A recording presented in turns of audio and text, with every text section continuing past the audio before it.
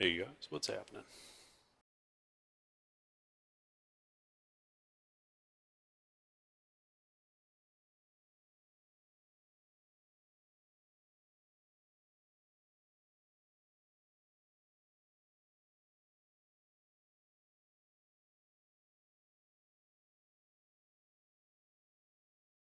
Howdy. Hey, how you doing?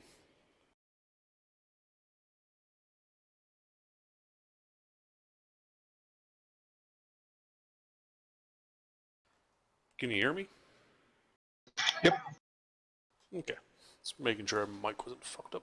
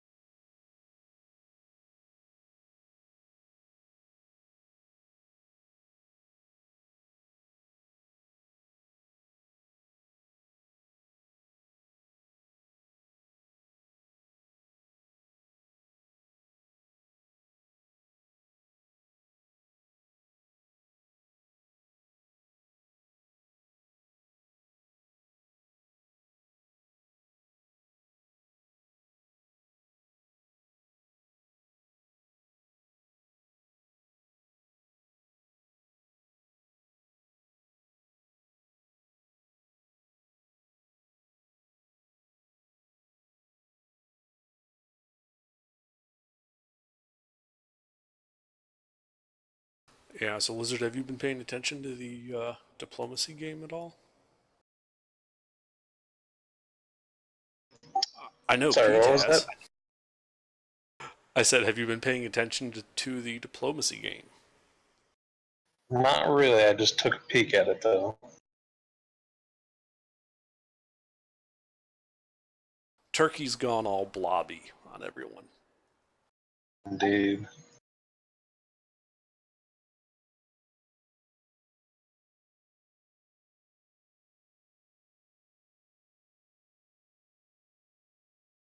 Another incompetent Russia and Austria. I mean, Austria just got turbo fucked. I mean, let's face it. You got just surrounded by enemies, and they all just bent him over a barrel.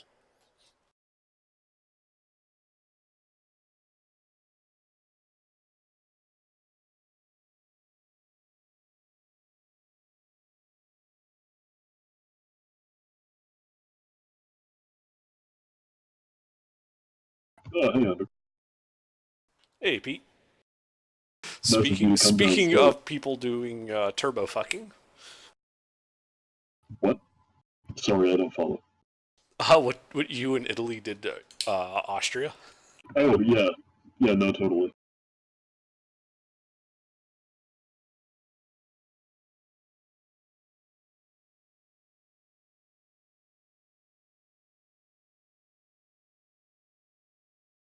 Yeah, I've said it before and I'll say it again. The shoe is on the other foot. It truly is.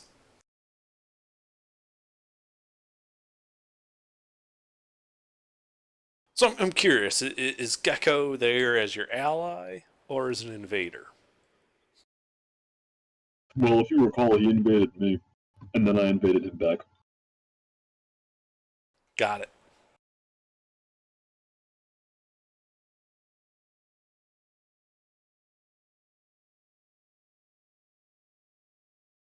France has taken a decidedly odd tact with his guy in Galicia.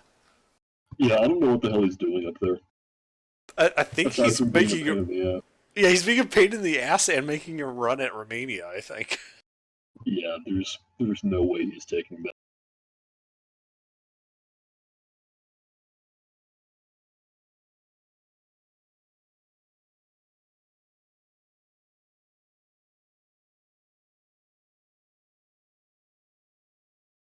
Yeah, this game has been weird. We've had like a lot of random exclaves all over.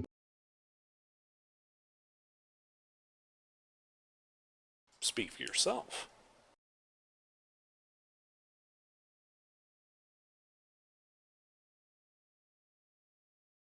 Well, I haven't, but like Italy had Vienna and was completely surrounded by Austria for a while, and now there's just a random part of France in the middle of like north of the. Mm-hmm.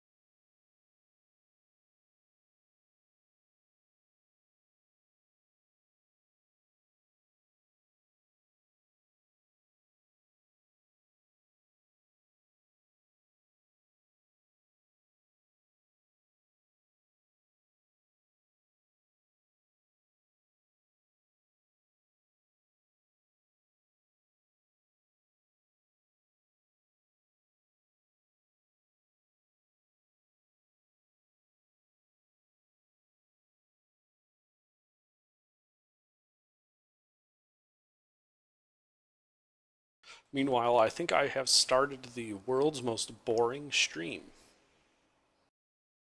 What are you streaming? Well, I decided to stream Dwarf Fortress, Oh yeah, and I'm streaming the world creation. So you're literally sitting here watching an ASCII map, and then the left column that's like year 200, year 201, year 202. you're just advancing it, and that's all you're doing. Hey, I'm sure someone's into that. They just think it's the greatest thing ever. Oh yeah. I guess he got fed up with RuneWorld and I was going back to Dwarf Fortress.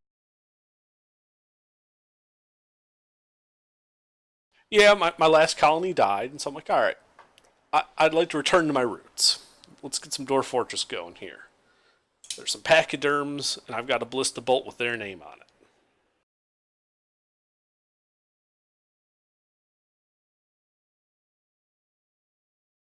Wait, yeah.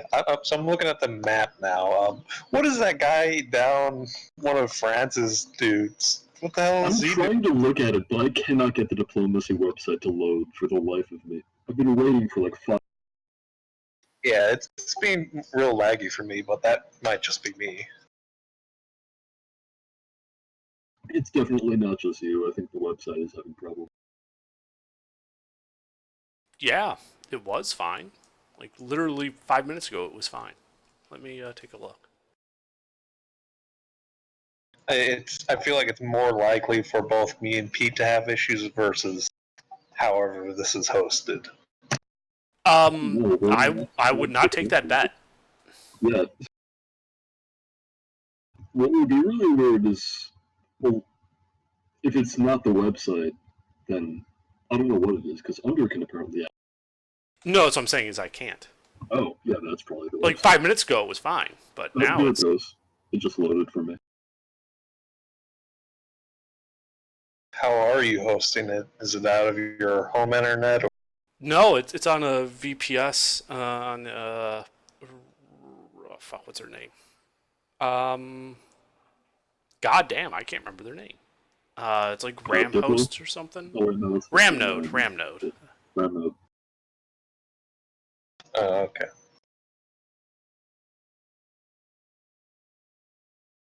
Yeah, I'm having like the really shitty connection to it.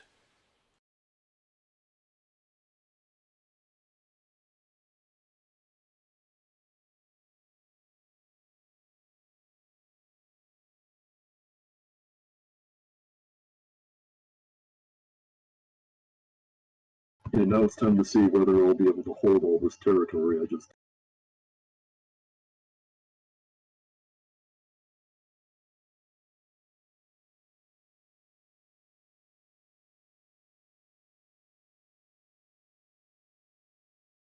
Yep, that is the trick after all.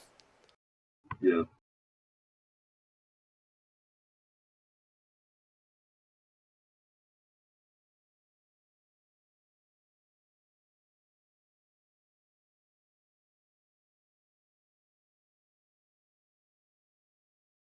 Yeah, if you're wondering whether me and Gecko cooperated in carving up Austria, we did. And then I immediately backstabbed him after. Yeah, I figured. Yeah. He was like, yeah, we can just split Austria between us. Like, I'll take, actually, he wanted Trieste, Serbia, and Budapest. No, he wanted Trieste, Serbia, and Vienna, and he was going to give me Budapest, Romania, and Bulgaria. And I was like, that doesn't make any sense. So then I decided, like, oh, I'll trade you Budapest for Serbia. And then he was like, yeah, okay, I'll just take that, and then, like, also Vienna. Except I took the stuff that he said he was going to give me way earlier than he took his stuff. So, you know. Well, the best deals are the ones that you make that don't actually cost you anything and just get. You know, like, I agreed to let you take the territory that I couldn't actually stop you from taking in the first place. In return, here's some land we could contest, but I'd like it. Yeah. That was more or less how it went, except he asked for, like, way more than he should have, and he wasn't really in a position to be, like, bargaining for that much. Because, like, on the very last turn, he still had, like, Austria, like, posthumously trying to fuck him over for betraying. Because that was what happened first. Like, before me and Italy even made an alliance, Austria was like... Austria thought that they had Italy on their side trying to fight me. And then Italy literally came to me and he was like, hey, we should just betray Austria and, like, cut it in half. And then that completely backfired for him.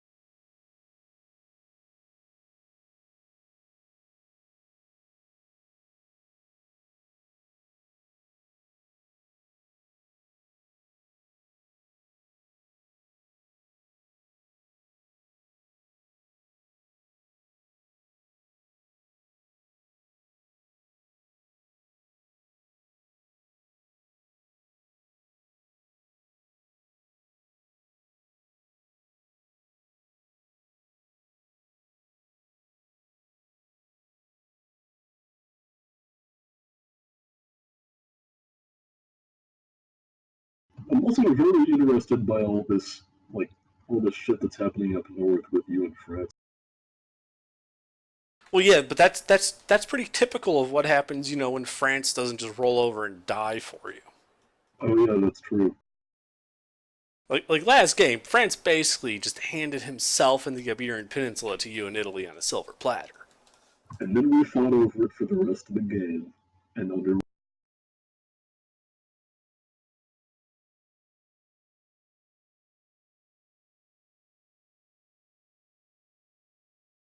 So what's happening there is actually pretty typical. You just got, you know, a huge lucky boon when you became the UK, and France was just a no-show.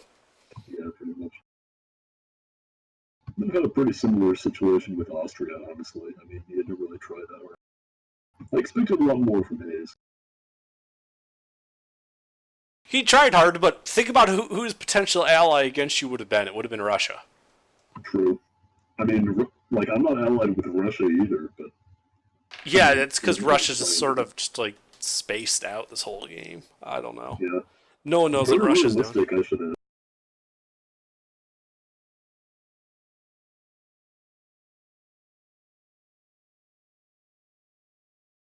Yeah, they, like, made a meager attempt at trying to invade me that I immediately repelled.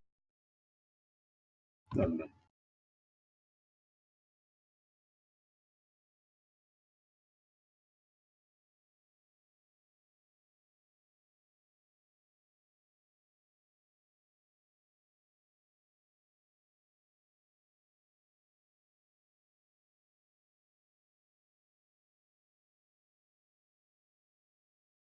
AGR just feels like kind of a dark horse in all of this. I have no idea what they're doing.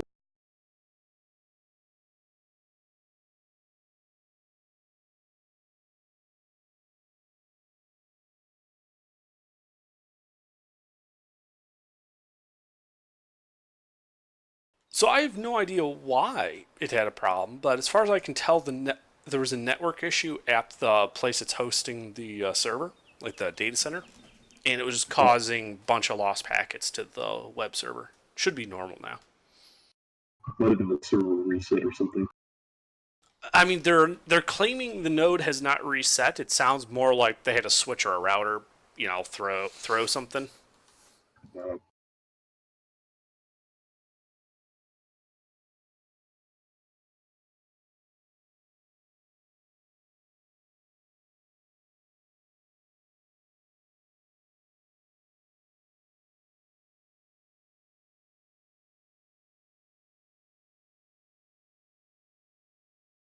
My Dwarf Fortress world has finished generating. Now I have to save it. oh man, time to actually play the game. Yep.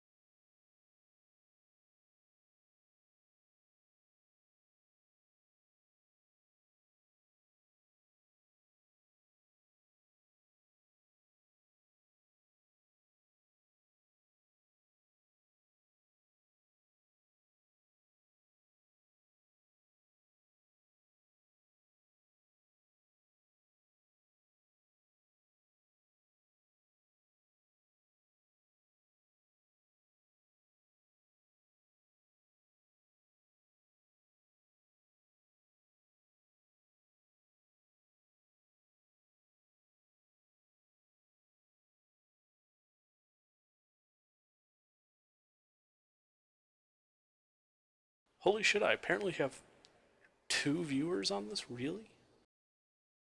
Wow, I'm one of them. that's amazing. Yep.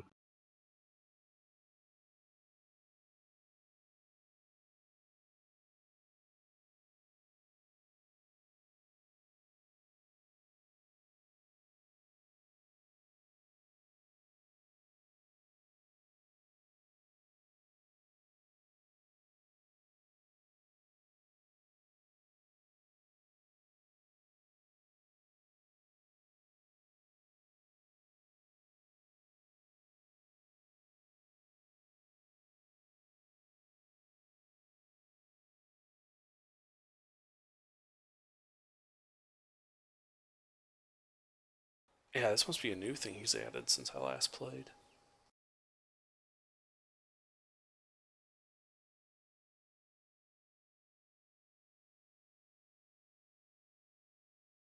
Key.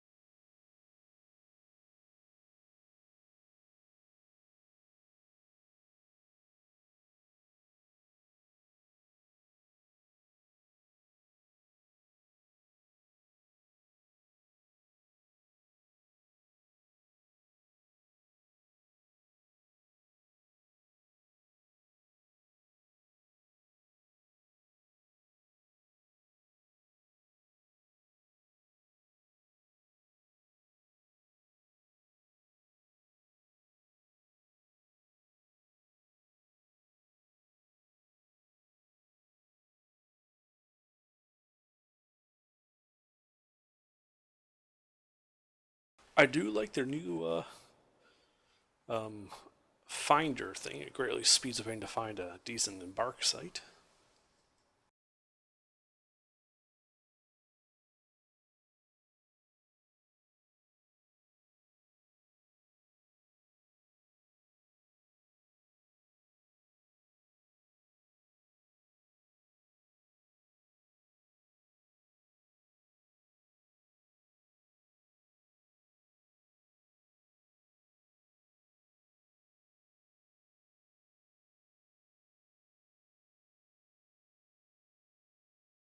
But apparently there's just aquifers everywhere.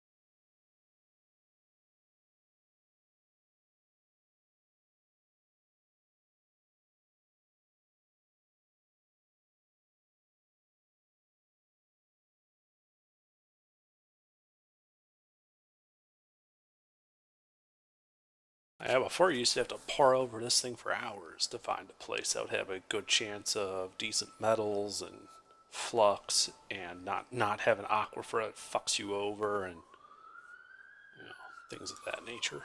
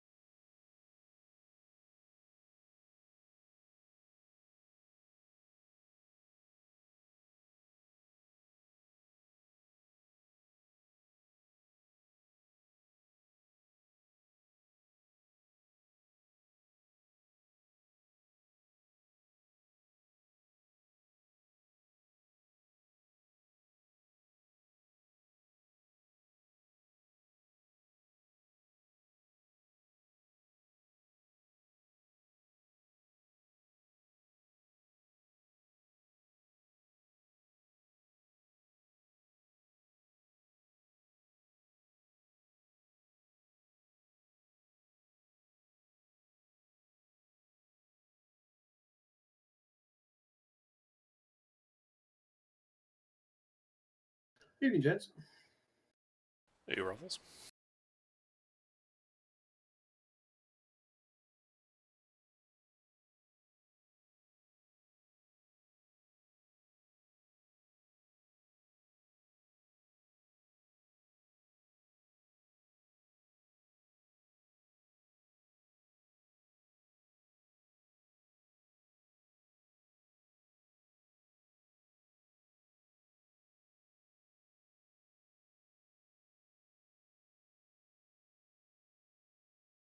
How was it on the rim, Underdark? Dead. Oh no, what happened? Infestation that did not kill me because I burned everything down around them. He's playing Dwarf Fortress now. Yeah. No, which version? The latest. 4.4. He's streaming if you want to watch. I can't watch stream. I have same internet that Grand Lizard does.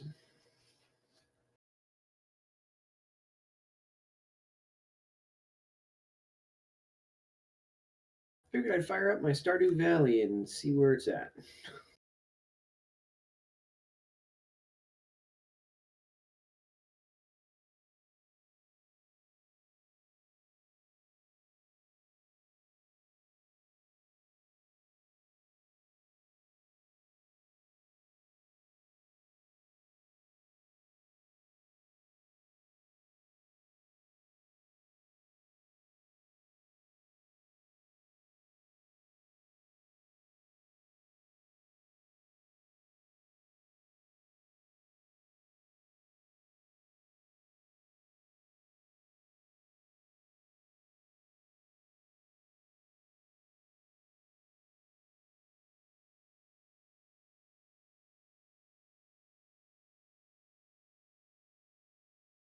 I'm switching over to my good mic. I want to see what this sounds like on stream.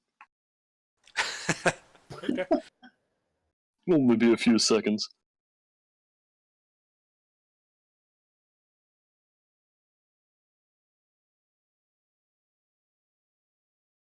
No, it's really quiet. Is it? It is on my end. I can hear you perfectly clearly. You sound the same. Oh, it's because it's playing through my computer, that's why.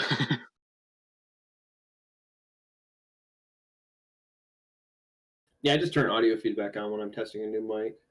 Yeah, no, well, I have the headphones in my phone now, so I'm like hearing it through the computer speakers, which I have turned. Ah,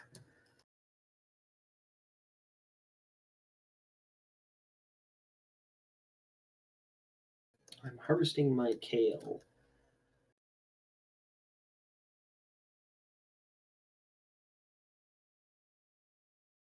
Oh shoot, I was supposed to let that. Oh well. I guess I'll plant some garlic. Whoops.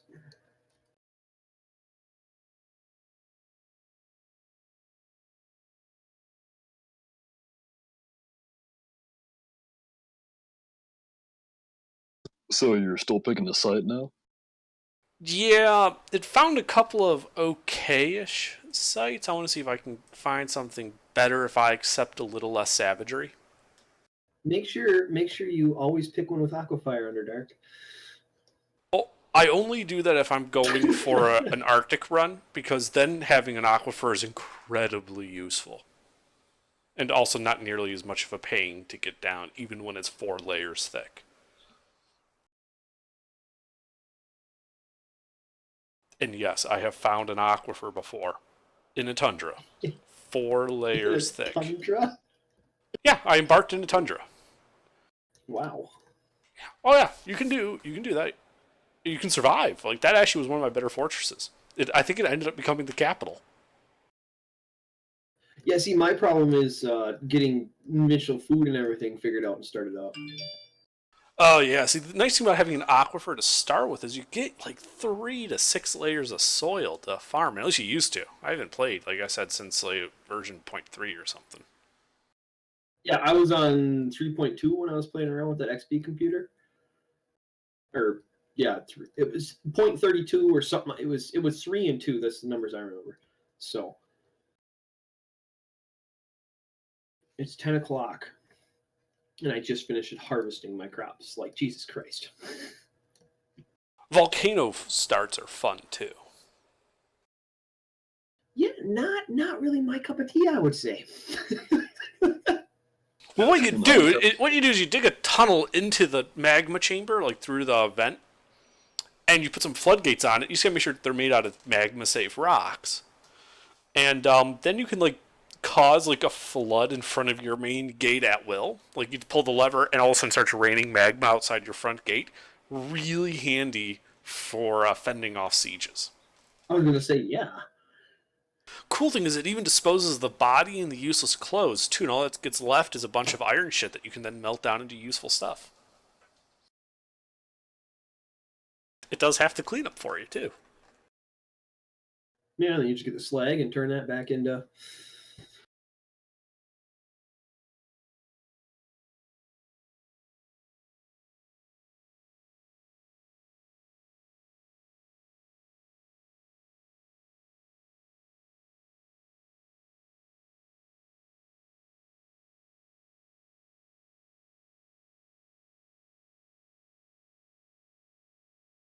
Yeah, I never could get into this game because of the UI, but the map screen always looked really. Yeah, I think the UI is probably the most difficult thing about that game. Really? Getting used to where everything isn't hard. It's just learning because it's very in depth. Well, it's not. Yeah, it's not the that's true. visuals; it's the hotkeys, like how to actually do shit. Yeah, I guess that's true. See, because I started playing back when this was, like right after they added 3D, the Z levels. That's when I started playing this. So, like, a lot of the stuff that they've added on since then or redone since then that's made it more complicated. It's just been like an add-on to a system I already knew, so it makes it a little easier for me. Yeah, everybody half adapted to it. Yeah.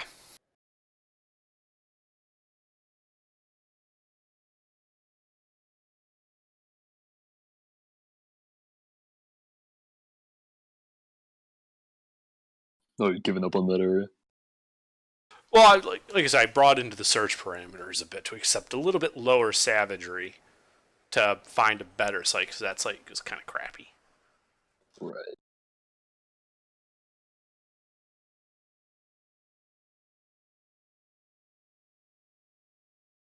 Yeah, maybe I'll start using this for like generating random RPG worlds.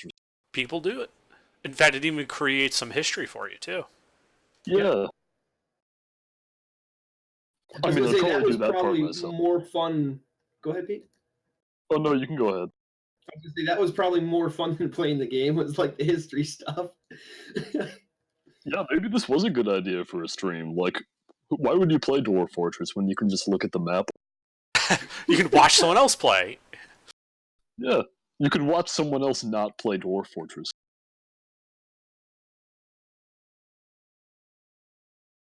So I got off the phone with my sister because my work neighbor, he's in the garage next to me. He and I are good buddies, and I asked him if he would want chicken eggs, like farm eggs, because my sister has chickens and ducks. And apparently, my sister is about a dozen eggs a day from chickens and like 4 or 5 a day from ducks. Like that's insane. That is a lot. Yeah, if I'm eating eggs heavily, I'll go through like an 18 pack a week. But she's generating a dozen a day. But yeah, she sells them for like I think $2.50 a dozen or $3 for an 18 pack. Yeah, that's enough to feed like an entire family of Gastons continuously.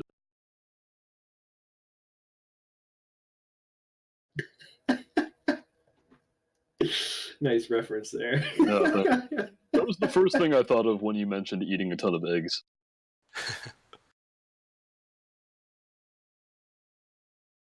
See, I like the animated one where he bites the belt. That was the best. Oh yeah, that's a good one. With the live action one, they kind of turned that scene into like a gay frolic. It kind of was that already. I mean, it was a gay undertone that turned into a gay. Yeah. I mean, don't get me wrong, the live action one was really cool, but I actually haven't seen it.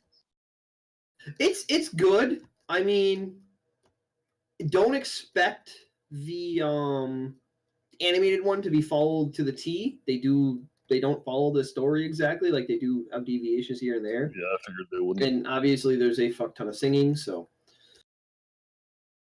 yeah, see, I won't go see the live action Aladdin because I think that was disrespectful to the memory of Robin Williams to even Right, think about yeah. making it. Yeah, that is just super like that pissed me off. It's like, oh, they're doing a live action Aladdin. How disrespectful.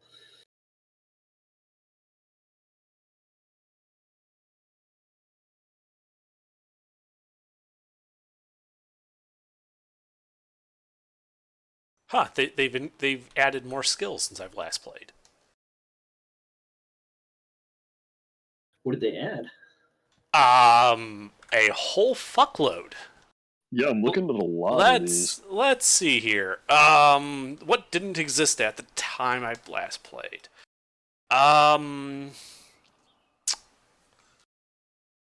It ended here. So, like, comedian, flatterer, consular, pacifier, student, concentration, discipline, observer, wordsmith, writer, poet, reader, speaker, musician, singer, keyboardist, stringed instrumentalist, wind instrumentalist, percussionist, dancer, critical thinker, logician, mathematician, astronomer, chemist, geographer, optics engineer, fluid engineer, leader technician, and teacher were actually already there. And paper making and book binding, those are new. Damn, I haven't played in a while. It's a lot of skills. Yeah. Anyway, this guy's going to be my doctor leader. The leader doctor. Ah, Jack Shepard.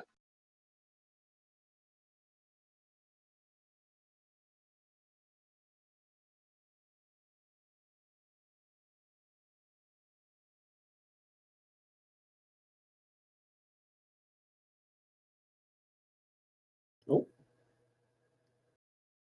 Pete died. Welcome back. Yeah, I'm going back to the regular mic because my phone's about to die. Okay. Yeah, I keep chargers by my desk. Unfortunately, I don't have that luxury. I only have an outlet by my bed.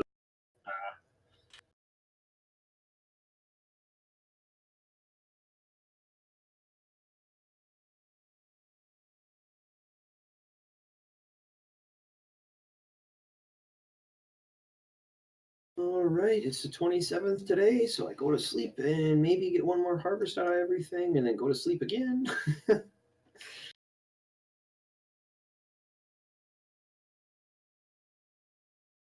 then sell my whole season's worth of stuff. That's one thing I've been doing different Underdark is you play Stardew, right? No. Okay. Yeah, the farming sim. Nope. Or farming / social sim. I don't know exactly what to call it, but anyway, so you harvest product and stuff like that. Most people like sell it daily as they harvest it. No, I got a chest next to my sell box that I put all of the 28 days worth of the season into, and then sell it all at once to see how much I made each season. It's a lot.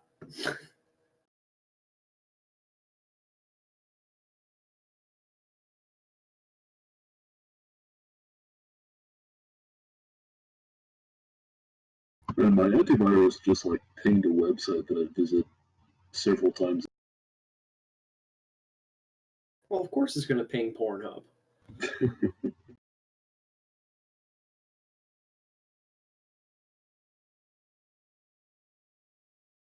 Oof, it's raining.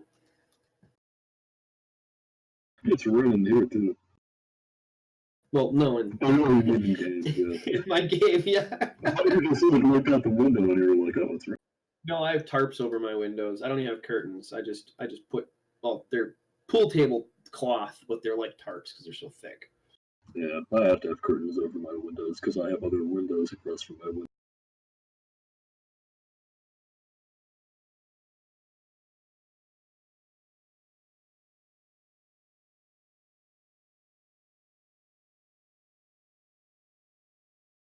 Now I get more mail. Come on.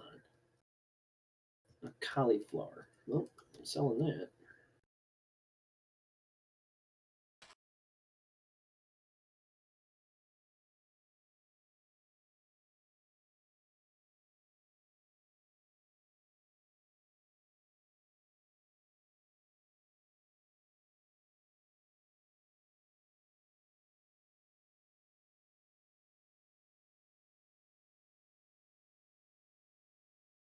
You know, I better check on that.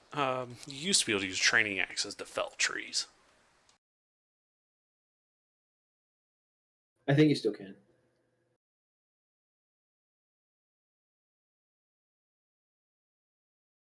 I mean, I wouldn't be the best Wikipedia for that game. No, I always have Dwarf Wiki open in the background when I'm doing this. Especially coming back to it from so long ago, it's like, what the hell is this skill?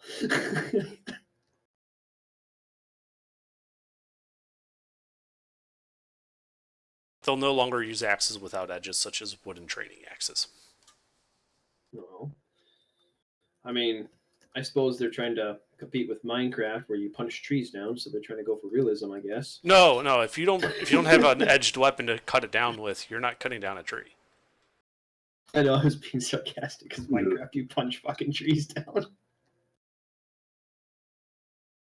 I don't know if that's necessarily realistic. You could probably take out a small tree with like a hammer or something. Yeah, but not a tree that would essentially take up a tile that's the size of a person. No, that would be exclusively for the purpose of proving under a rock. Always a worthy AKA the endeavor. best purpose.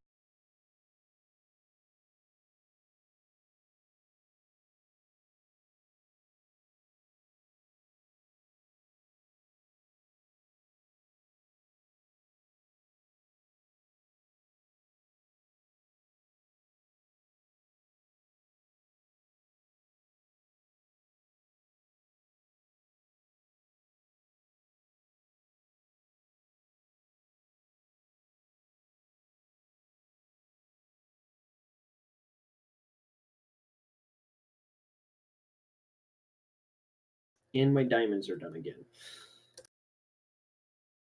Yep, this game has a gem duplicator that you can put diamonds in to sell for money that just continuously pumps them out like every 6 days. So naturally, I have 35 of them. It used to be, at least, and I'm going to see if this is the case, that every different kind of meat you had would get stuffed in its own barrel. So if you brought two of that meat, it'd still be in the same barrel. But if you brought two different kinds of meat, they'd be in two separate barrels. Two different barrels. So going through and grabbing all of the cheap meats, just one of each, is a great way to start off with a bunch of extra barrels. Oh, that's a good way to cheese the system.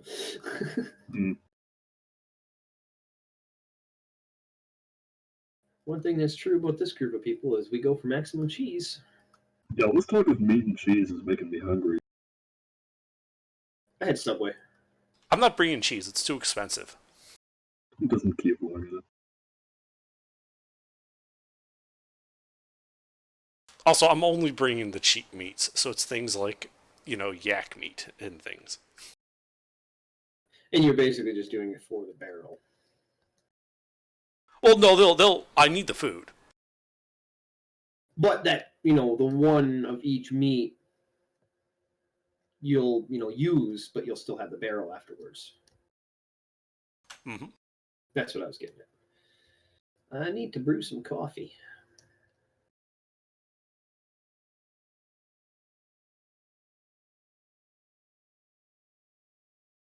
And plant more garlic.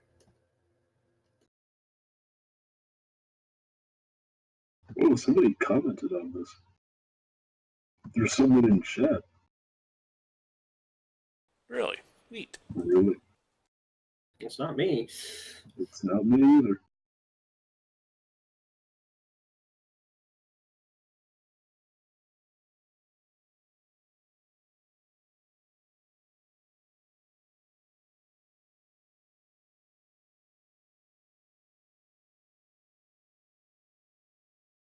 Oh, and a bunch of jam is ready too.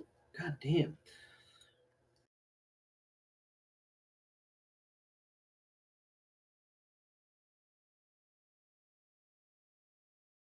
Are you guys at all familiar with StarCraft 2? Nope. I know it's a thing. I watched the the pro games, the esport games, and holy fuck, some of those guys are unbelievably fast.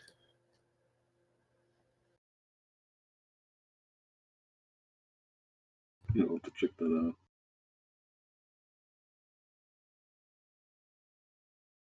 Yeah, if you want to watch Serral, Serr, I think it's AL.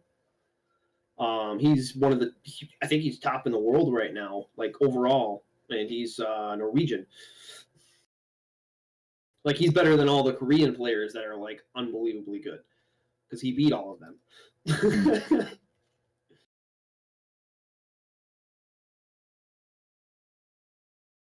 I'd like to point out some of these meats are rather interesting, like prepared bumblebee brain. Prepared bumblebee brain?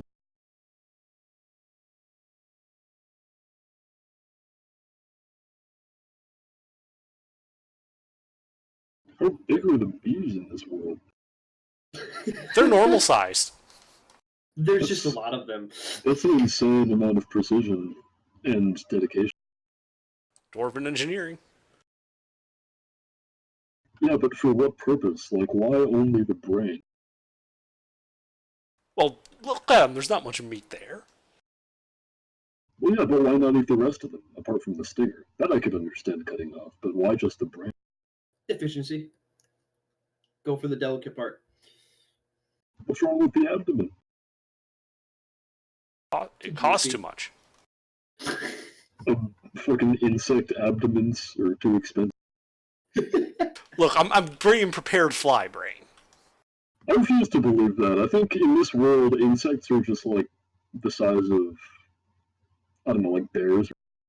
So these are just fucking massive bees and massive flies. No, you're thinking of the carp. Or the carp huge in this world? The carp will bite onto will jump out of a river, go 20 feet, bite a dwarf, and drag him to a watery grave. Excellent. Yep. The carp are fatal.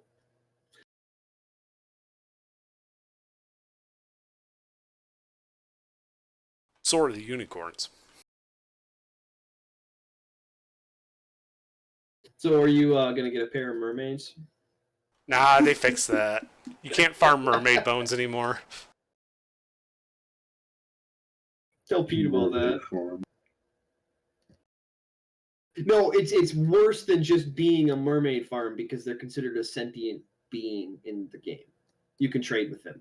No. But their bones were very valuable, so somebody created a farm for the sole purpose of breeding and slaughtering them for their bones to trade. Mermaid slavery. And the best No. part is he fed them with their own dead children. I would do that to cattle in real life. And chickens.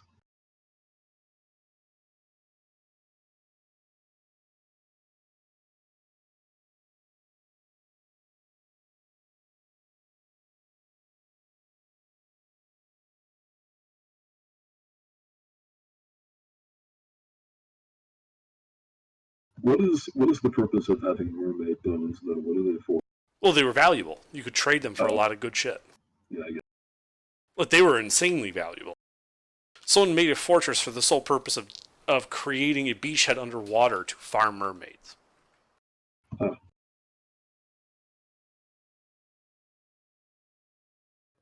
Then the patch attack came and fixed that. It's I'm more. just It's telling more. you. He posted about this in excruciating detail on the forums. How he did it, what the profit margins were, the best way to keep and feed, and this horrified the developer because this is supposed to be like a sentient, like human level intelligence species. And so he, in the next version, he changed the value of mermaid bones to not make that a viable strategy. Or they didn't even like fix the ability to farm sentient creatures. They just removed the insect. Yep. Yeah.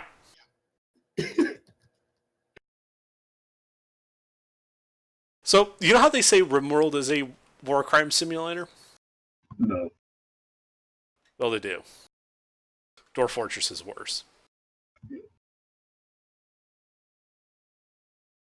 Yes, one of the jokes about RimWorld is eating without a table.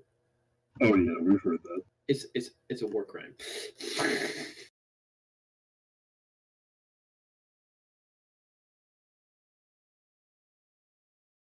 Prepared louse brain.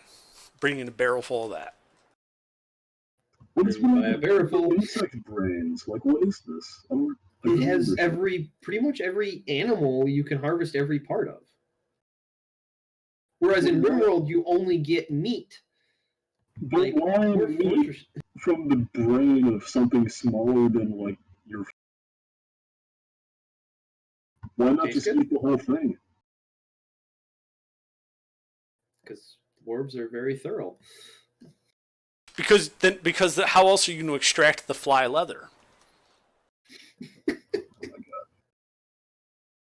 He's just like, I'm done. No, I refuse to believe that this is being done with regular-sized insects. The only way this can make sense in my mind is for the insects to be way larger than this. Well, Underdark, did I send you that link for the RimWorld mod that turns the insects into this guy's MS Paint version of them? No. Oh my god, it's just like just for the lulz. It's just hilarious. Like I bust a gut laughing at it every time I look at it. So yeah, he remade the Mega Spider. He made the 3 bugs in Paint. Like just drew them by hand with a mouse and turned them into a skin texture that goes over, replaces the in-game skin texture, so they just look like full-on retarded. Oh, this is the paint bugs mod. I'm looking at it.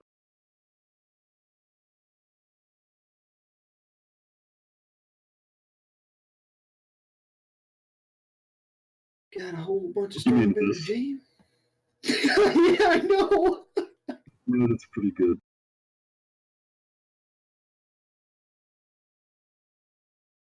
How about this? Prepared dog kidneys. Yeah, that's not that weird. Go over to China.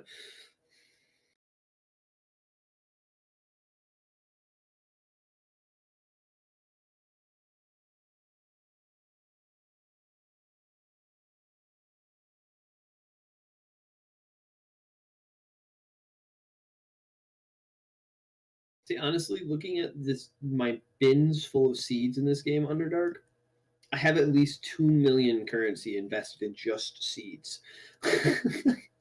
Dang. Because why not? And also, then I don't have to run to the store and buy seeds every season. I just have a bin for each season. Oh, Lizard is still in the chat.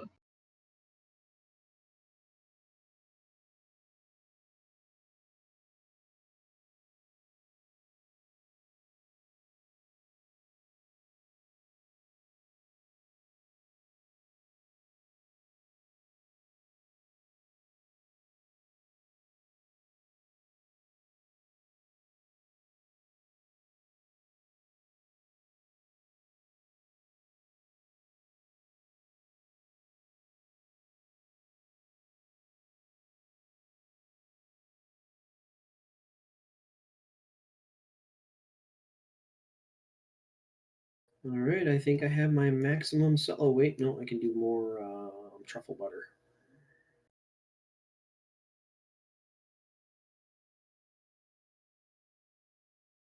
Oh, and my chickens and ducks.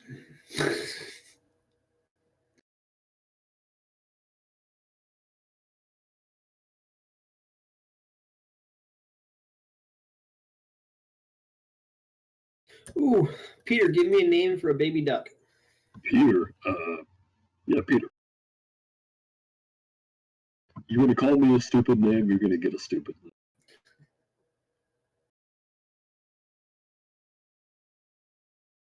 Do you not go by Peter? No. Oh. Peter's not my real name. Okay. There you go. Prepared giant peregrine falcon spleen.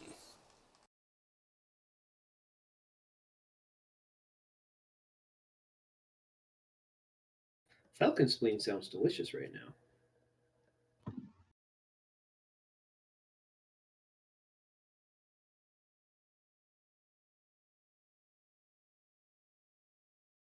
My people are going to have the weirdest diet. Yeah, but it actually matters in that game. Well, yeah, they Yeah. get bored otherwise. You're making fucking Pancot Palace from Indiana Jones. See, the difference in RimWorld, which is kind of annoying because there is a variety, there is no mood boost or anything given for a varied diet.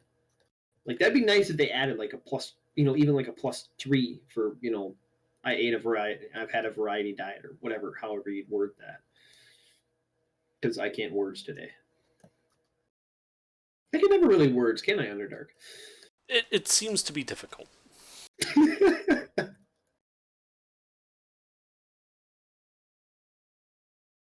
You should go through all of your freaking streams on YouTube and make a highlight reel all the times I trip over words.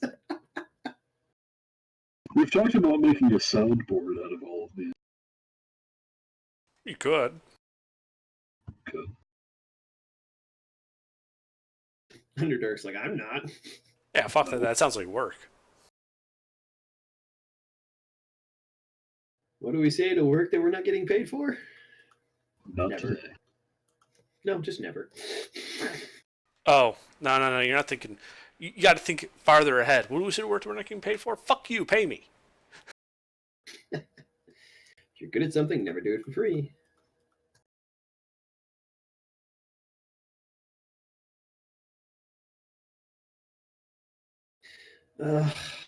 See, I need to reinstall Snappy for this, but I really don't feel like it because it changes with every the mod manager thing that actually lets you load mods in and out of the game.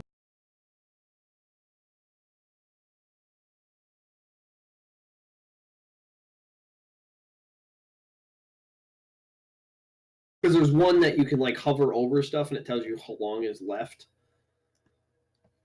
for like making the mayonnaise out of eggs, because apparently you just put them in a little machine that squishes up and down and it turns eggs into mayonnaise. I love this game. It's so simplistically amusing.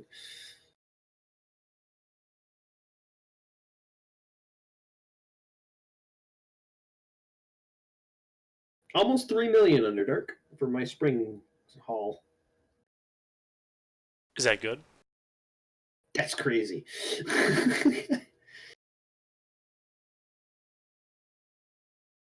Like, I mean, if you max min, you can get a ridiculous profit out of, one season. The spread of weeds has caused damage to your farm. See, at least I'll be able to save all this so I don't have to redo this every time. Oh, you can save a loadout? Yeah, I can save the starting profile. The fact that I'm starting with several hundred varieties of liver and brains. Just for the barrel thing? I mean, why not? Free barrels. That's too funny. I laugh if it doesn't work and you get like 6 barrels. I'd be alright. I could just make rock pots.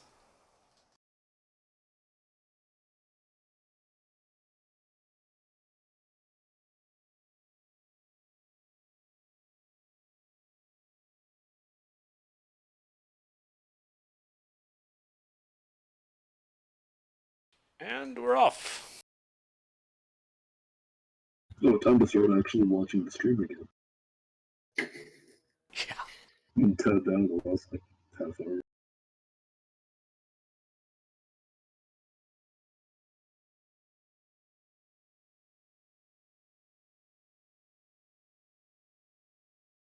And now we wait.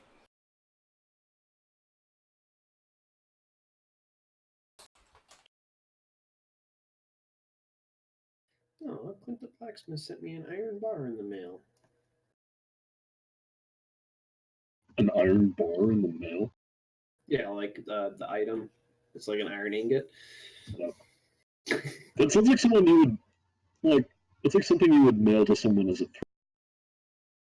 threat. It's a very obscure threat. Or not like a threat, but like that's something you mail to your like sleeper agent hitman to like let him know that it's Thieves' cant in the mail. yeah. Well, no, like you open up in the mail and it's just like a lead pipe wrapped in a cloth, and then the guy's like, "All right, it's time." I know what to do. Yeah. All right, what's my summer berry? Day 1 sucks of each season because you have to sit there and plant everything all over again. Let's see what I got here. Hematite. I like hematite.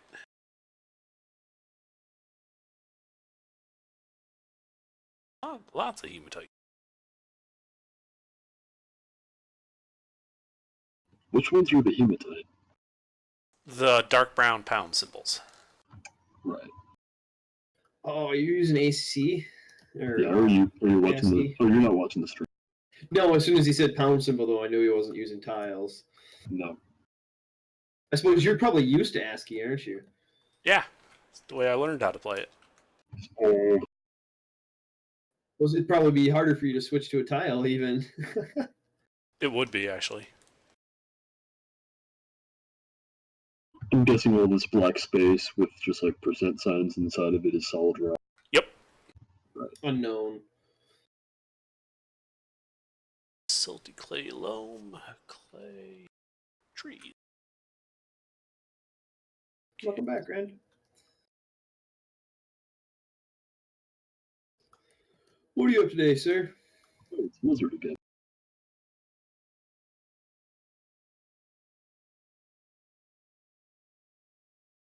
Grand.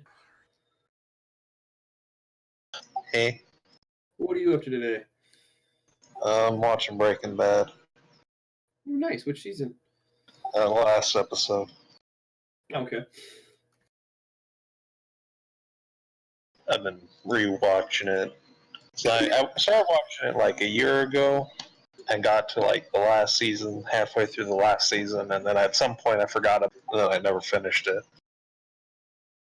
I mean, there's so many shows, it's not hard to forget about one or two. Yeah. Breaking Bad was good, though. Mm-hmm.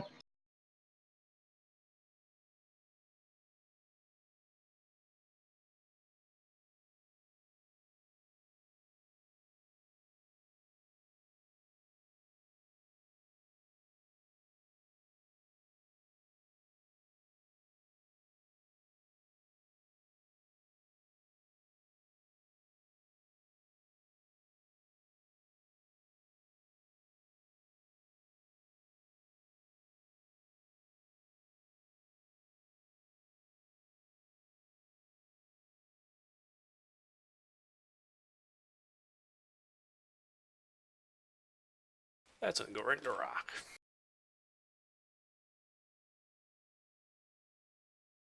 Oh yeah, you can see the little wagon. Yeah. I want to check the wagon. Yeah, I remember getting about 500 this far and barrels. then having like no idea what to do or how Yeah, you did anything. like 500 barrels. Really? It worked? Oh yeah.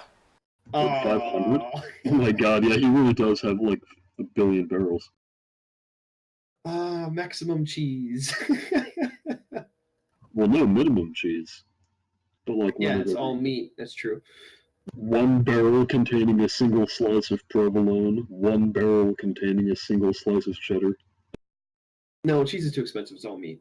Oh, yeah, he didn't get cheese. That's right. One barrel containing a single piece of incredibly obscure and inefficient meat product made from him. Yeah, I have over 100 Jesus. barrels on the wagon. Oh, Jesus. That's a big wagon. That's awesome. Well, that's good to know if I ever do end up picking that up again.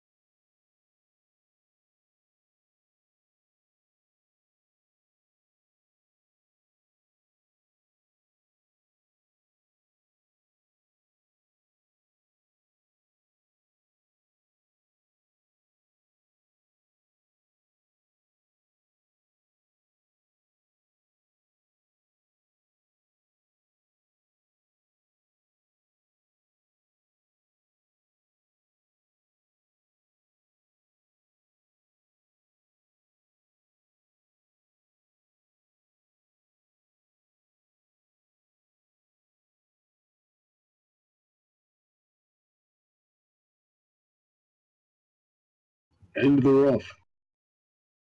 Yep. At least on my end, due to stream delay. Yeah, I forgot to set wood cutting. Carpentry. Where's my carpenter? Do all of that.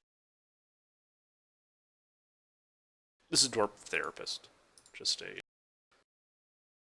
easy way to manage the labors.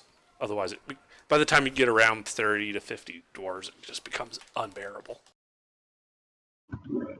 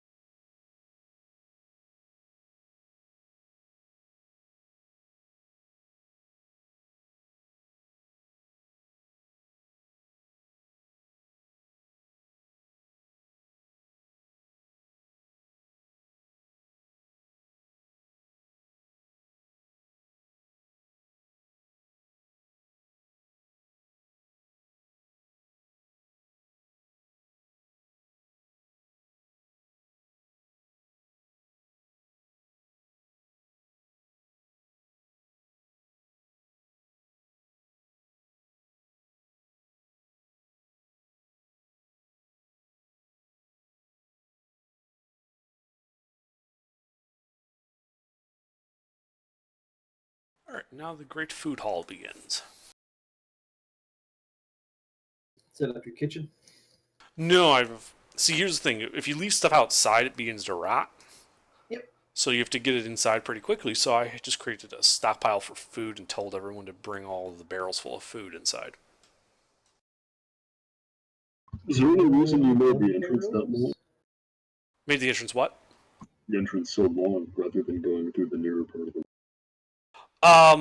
Yes, I went that long because I wanted to put that elbow in there so that if something happens and this is still an important area, crossbowmen can't just shoot straight into my critical supply area. Right. Basically forces them to have to go around that bend, which means I can stick people around the corner to ambush ranged units.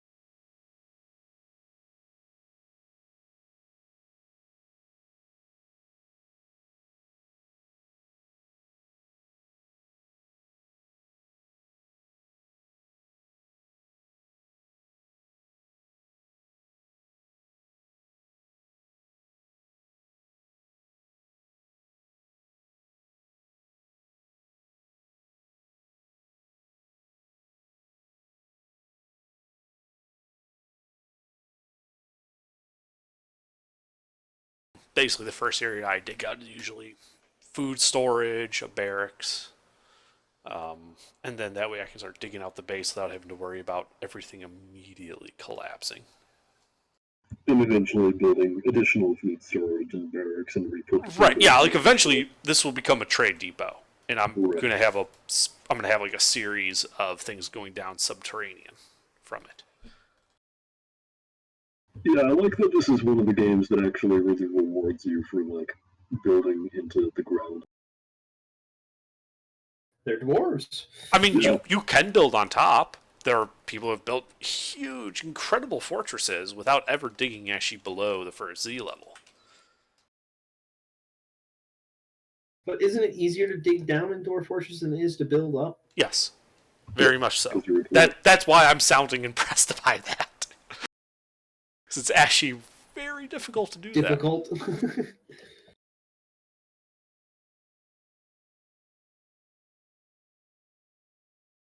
Not really in the spirit of the game either.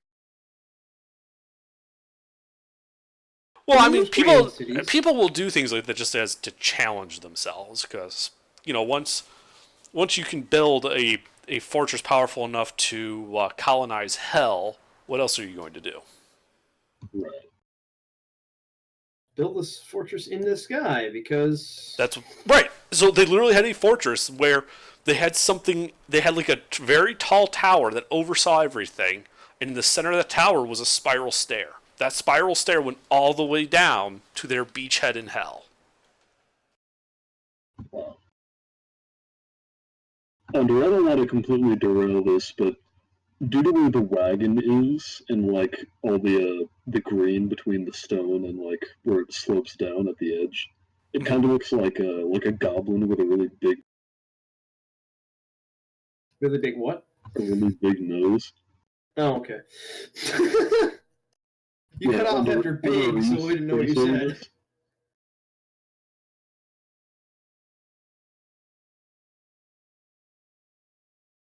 Okay.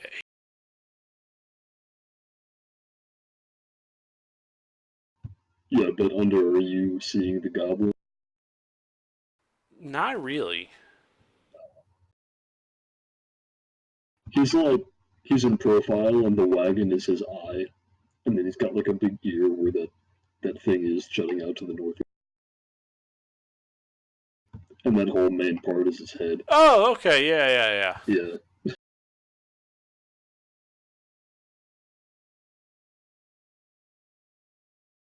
Yeah, they've also changed DF hack. I mean, it used to be you had to use it because occasionally you just get these incredibly bad sections of lag because of how stuff would go. And because of cleaning.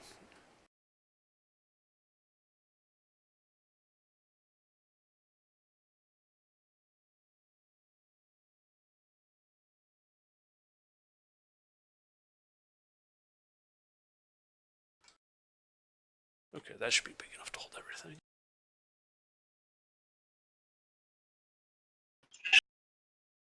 Sure.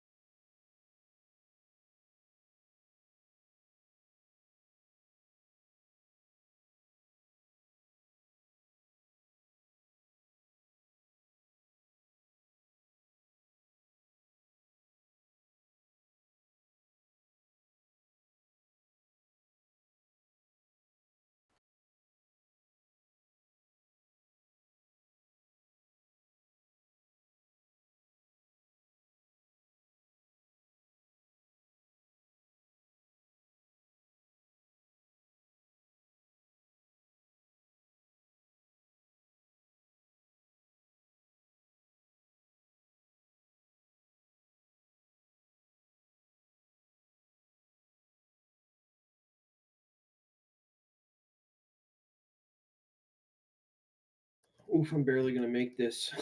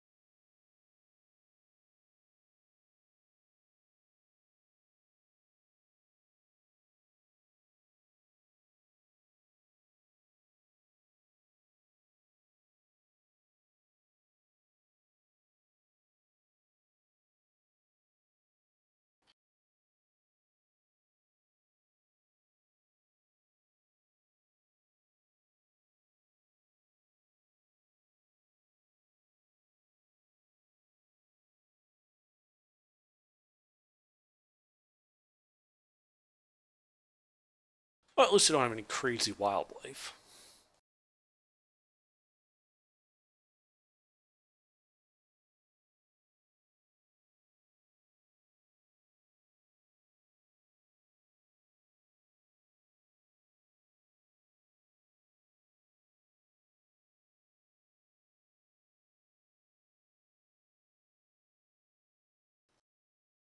Holy fuck, I got that planted.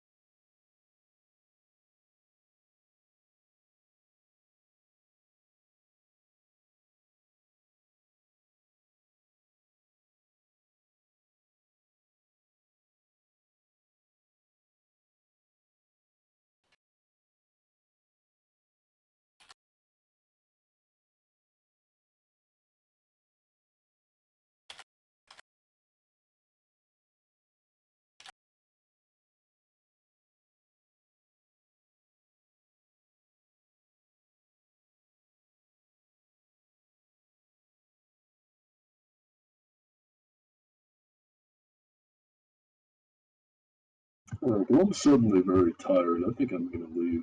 We'll see you guys. All right, see you. It might be.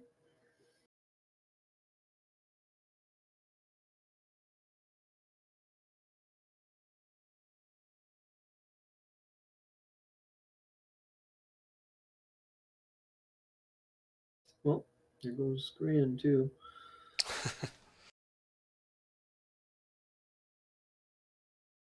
So yeah, right now the crops that I just planted, the star fruit, they're one of the highest prices in the game. You can turn them into a jelly or a wine, whether you put them in a preservative keg or a keg that turns them into wine.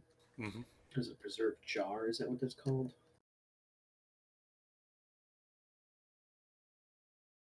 I mean, that is in fact how you would preserve things.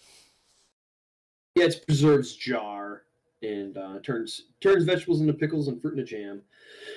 So if I turn them into wine, my 936 crops that I just rush planted, that was fun, will yield a total of 8.7 million this season.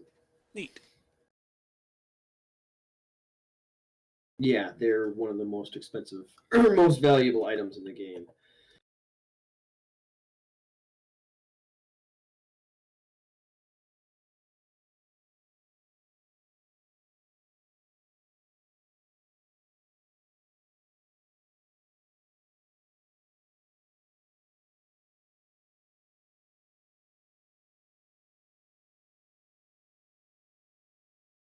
Which is why I need another 2 barns full of kegs, because kegs are.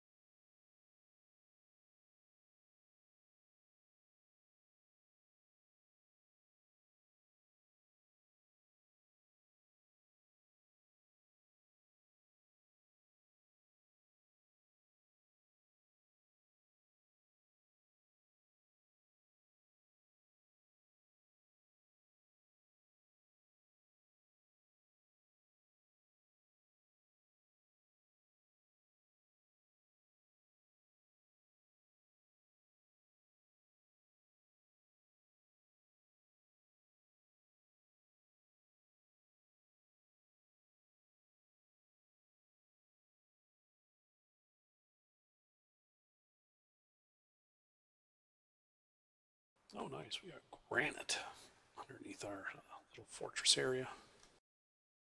Ooh, that's nice for building. Mm-hmm. I think it would be.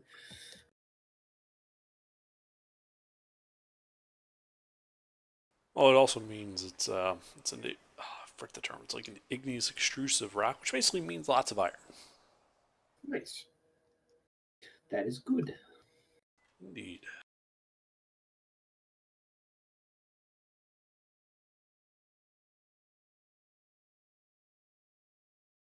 What did you think of my gnomes? I was in chat, so I have no idea how you guys are reacting to that. I just see gnomes log in chat, and I was like, wait a minute, I got a picture for this. Yeah, it went over pretty well. I have more.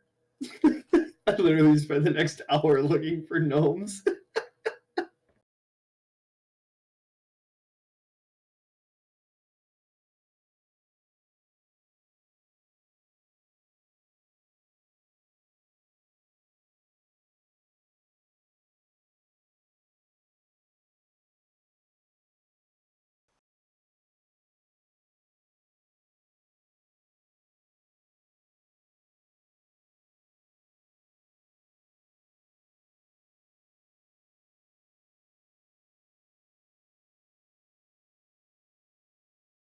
Oh, so I got hematite and tetrahedrite. Great.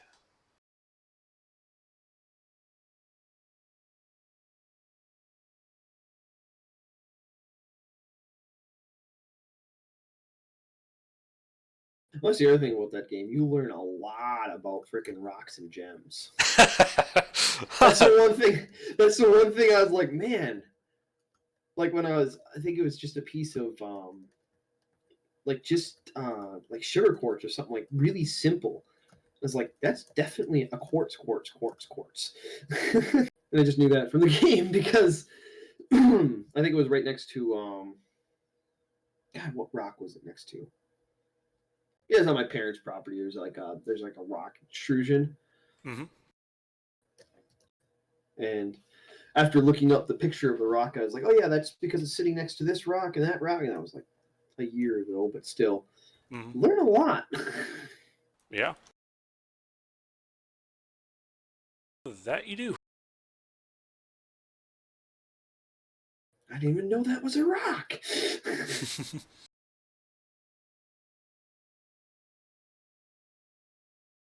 Uh-oh, I did something wrong.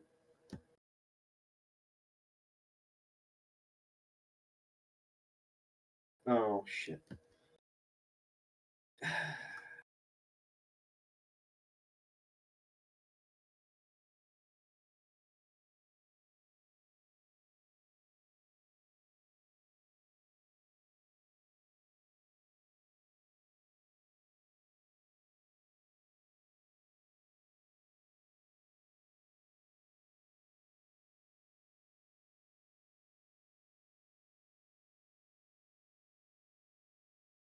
Or the different types of soil. That's another one there's a lot of.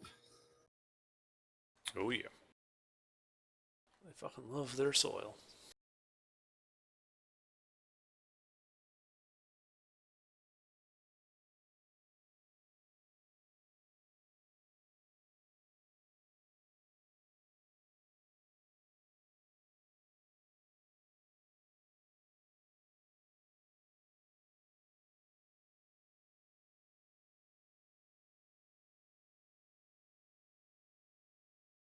All right, that's one barn done.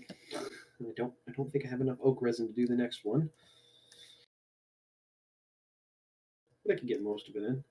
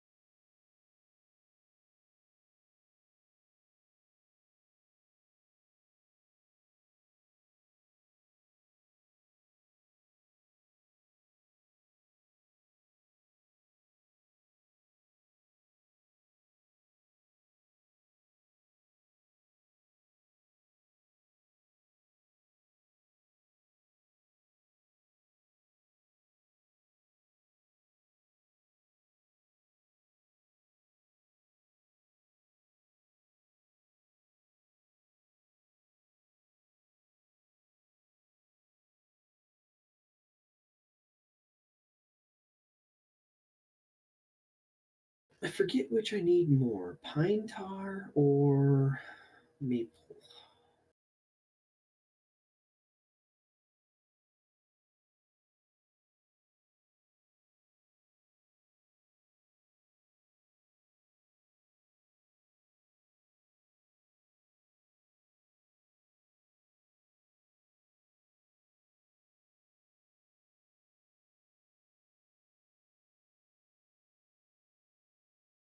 Maple.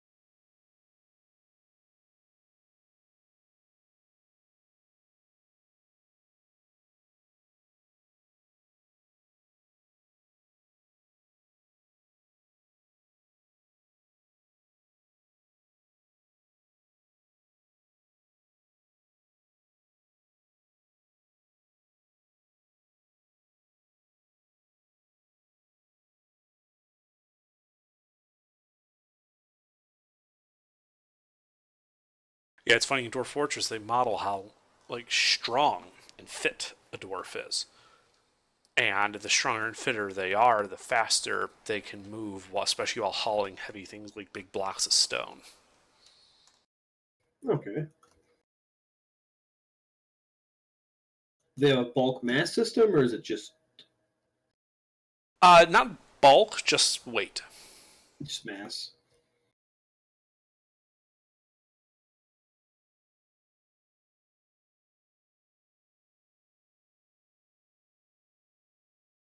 Yeah, I mean, not now. Bigger stuff tends to be heavier, but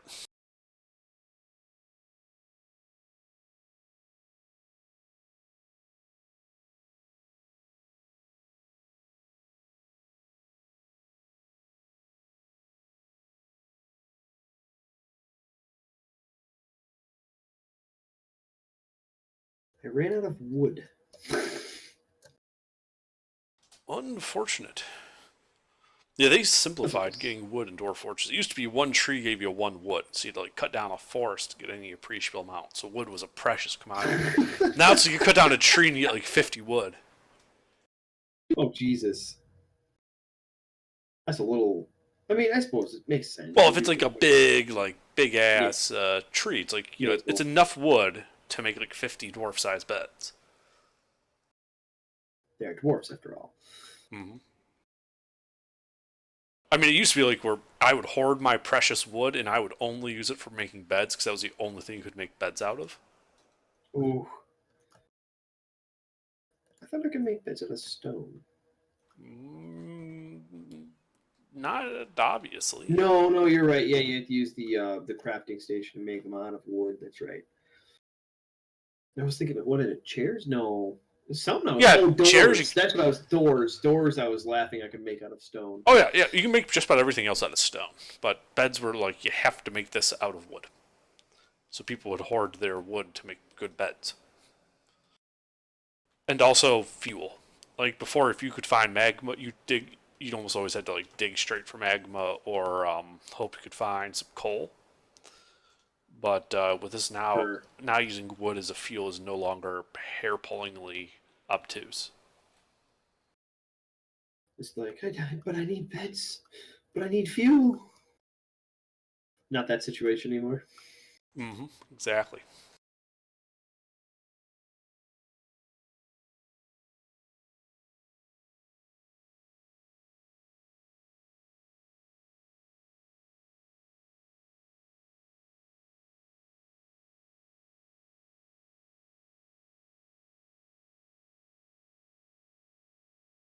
thank God it's an even number. I would have been going crazy.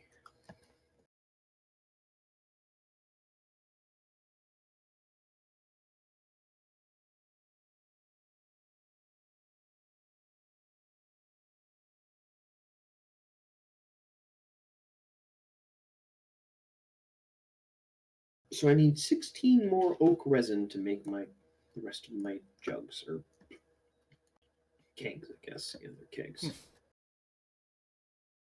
Well, I redid my wood sap farm because you have oak, maple, and pine, which you can harvest the sap from each to produce.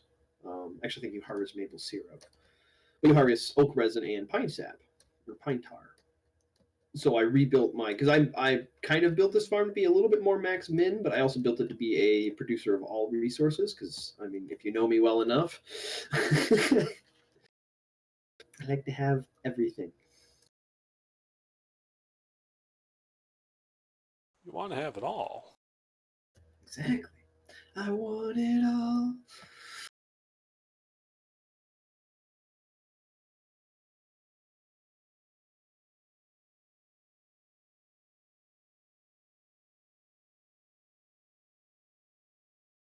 But now I can shoot. I need 2 strawberries.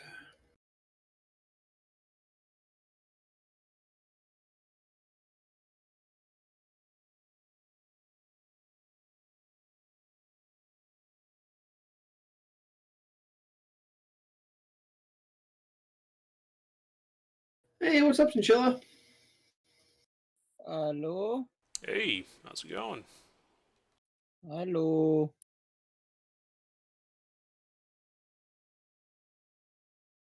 Cairo, you don't gotta do that with me. ¿Qué pasa?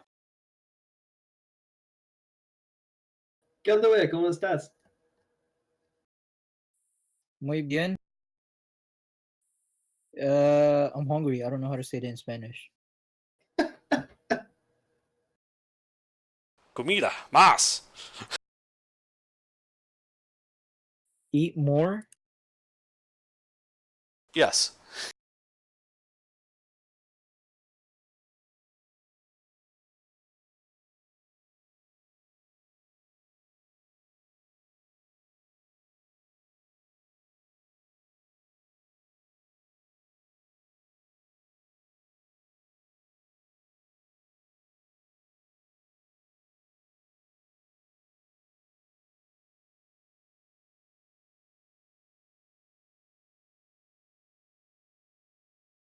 What are you up to, Cairo?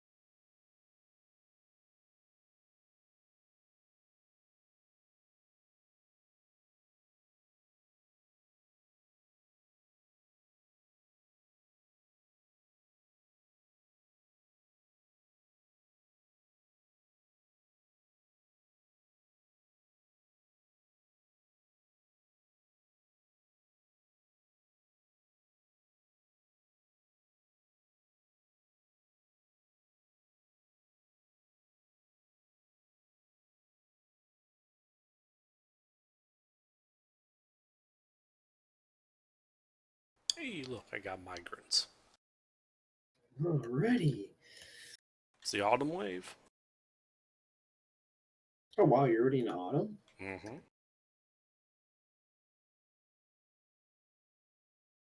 You sound surprised.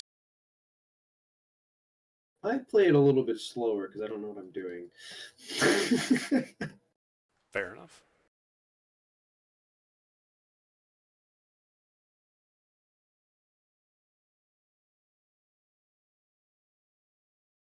And I pause a lot. Yeah. Yeah, you kind of have to.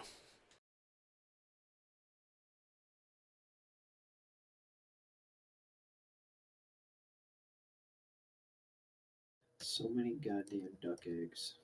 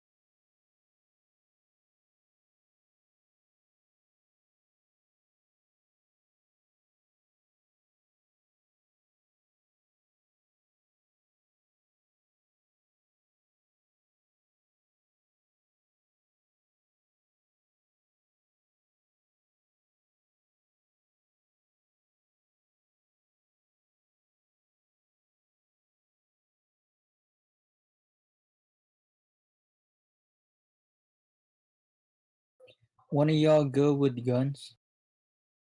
Like in real life? I'm okay with them. Is Diamondback a good company? I'm not that good with them. What are you looking for? Handgun, rifle, shotgun?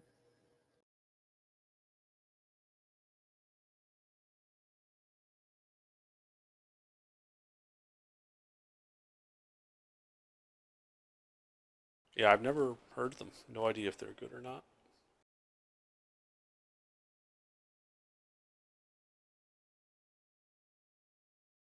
Why the fuck does the duck eggs description say it's still warm? So are you looking at getting a AR-15 from them or a pistol?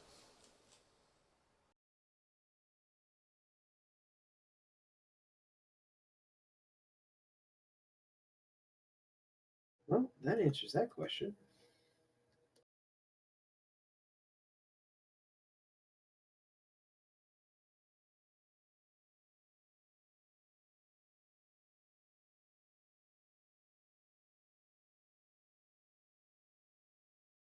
Well,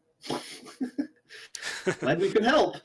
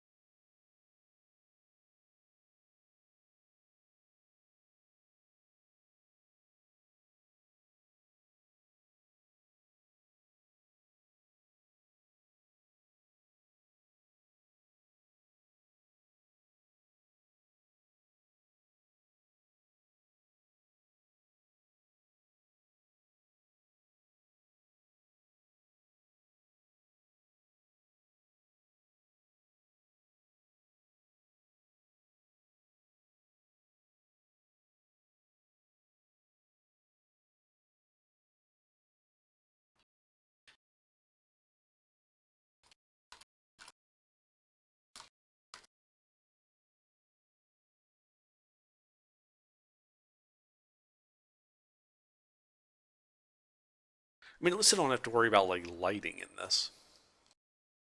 Oh yeah, true. That would Dwarves just have be dark vision that would be fucking nuts. and a fire hazard because there's no sort of electricity or anything like that. Mm-hmm. And then everything is made out of stone for the most part. I'd imagine they could probably implement some sort of oil lantern, but again, still a fire hazard. Not as bad as a torch, but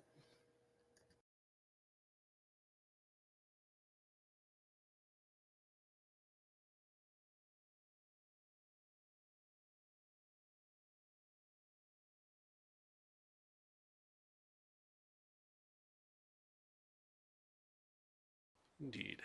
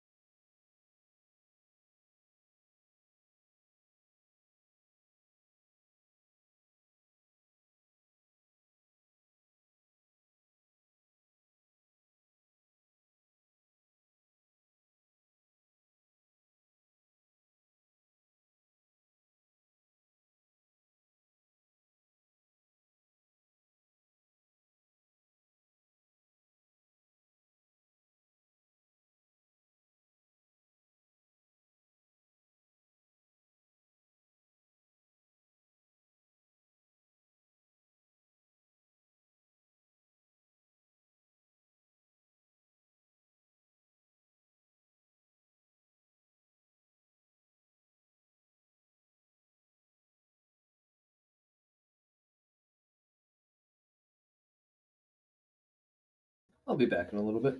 Mm-hmm.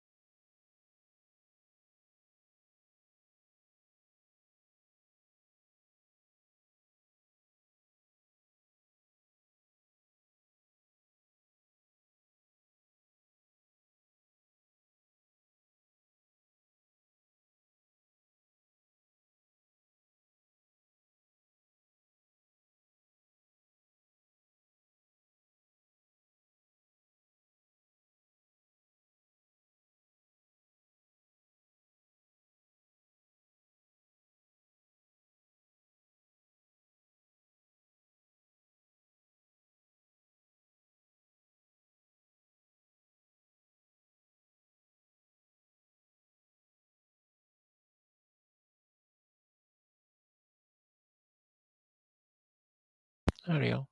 Hey, GR. How's it going? How goes it?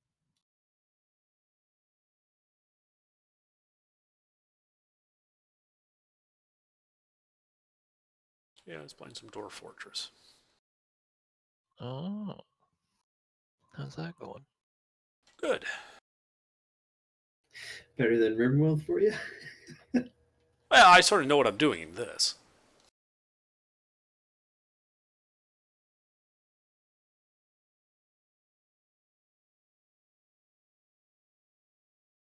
Working on some stuff for next week. That I thought might be useful. More stuff for us to ignore. Yeah. No, this will actually help, I think. Good.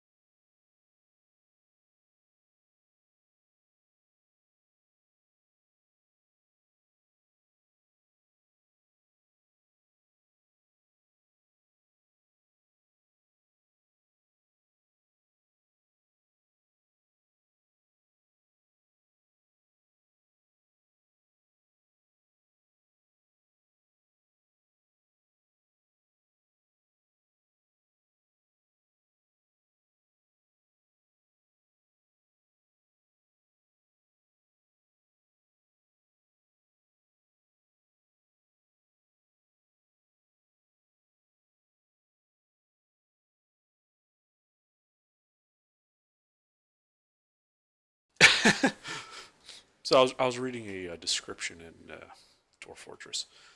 A ring, yada yada yada. 11 rings can be worn on each finger and toe, for a maximum of 220 rings per dwarf.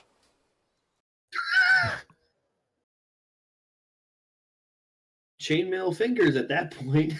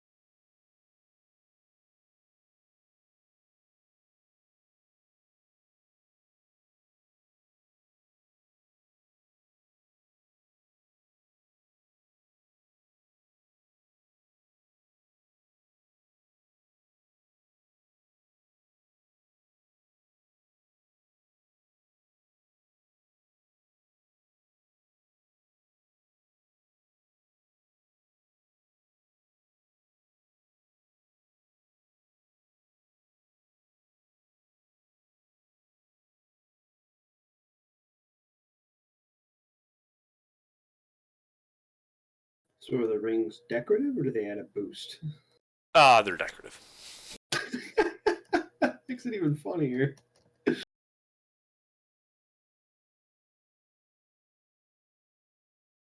T-Pain Dwarf.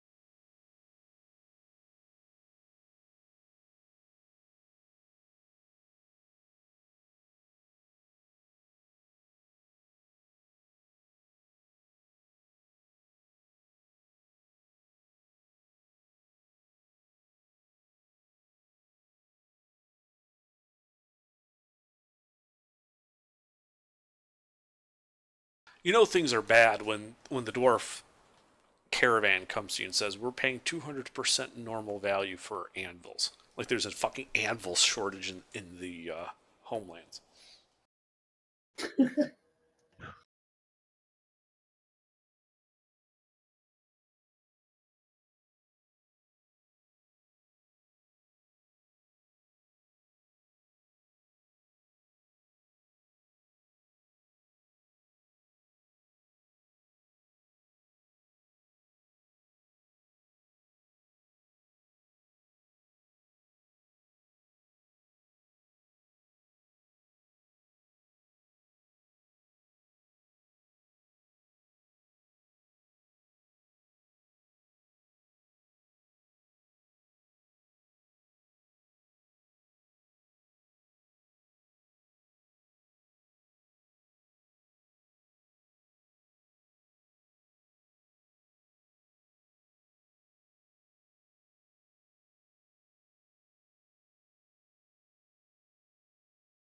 AGR, give me a name for a cow.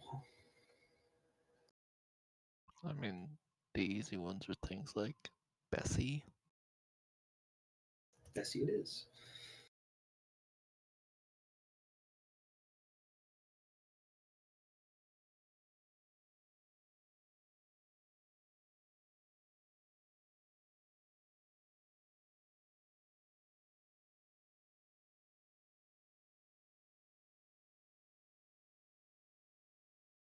Underdark, you want to name one? Hef.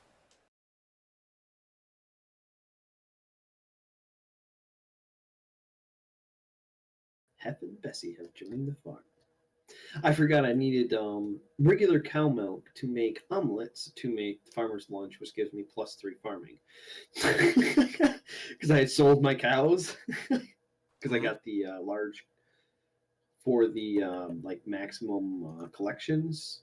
There's a jug of milk and then a large jug of milk, which you need the cow at a certain happiness, and then it'll actually produce the jug of milk. So I got that. So I sold the cows, and I was like, and I went to make farmers' lunches, and I was like, wait, I need cows. Shit.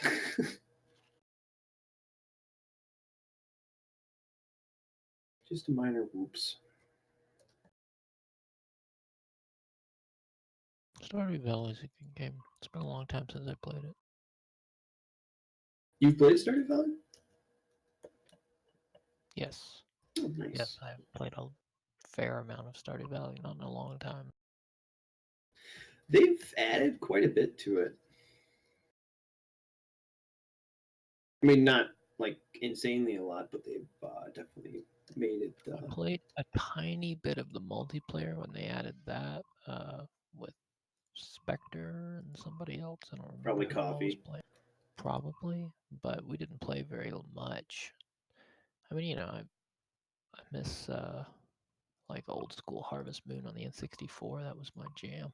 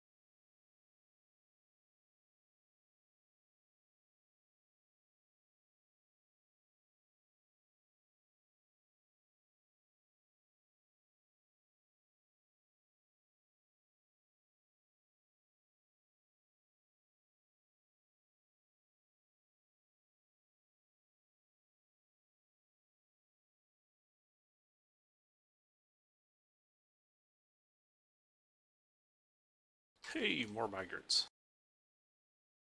Yay, more barracks. Oh, Jesus. So I started with 7. I Mhm. am now up to 24.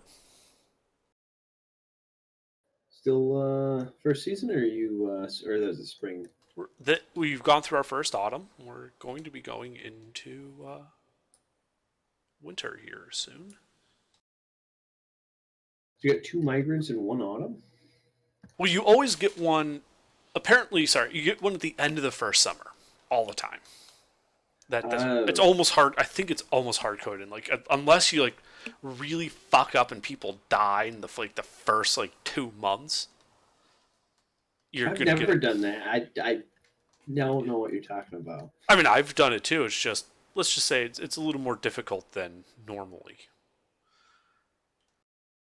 Let's just say I experienced carp fishing.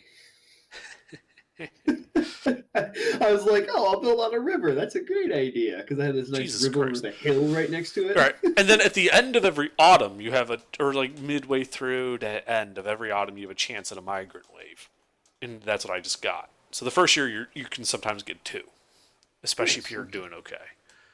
Yeah, except that the second migrant wave is just fucking useless. Jesus fuck. Bunch of lazy slobs. There's 7 of them. 3 of them are children. One Useless. has literally no skills. He comes bearing the title of peasant. He is now my hauler. Let's see. One that is has some skills in spinning thread and milking things. 2 fisher dwarfs.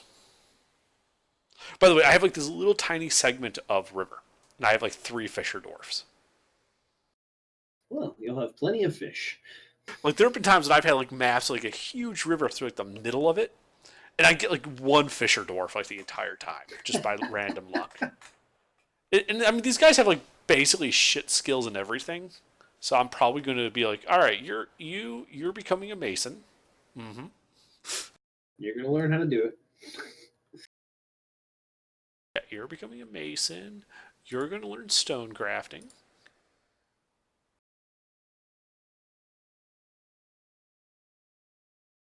Cause yeah, you are. Because you're pretty much useless to me, so you might as well do something. Mm-hmm. That doesn't cost me a lot. Yeah.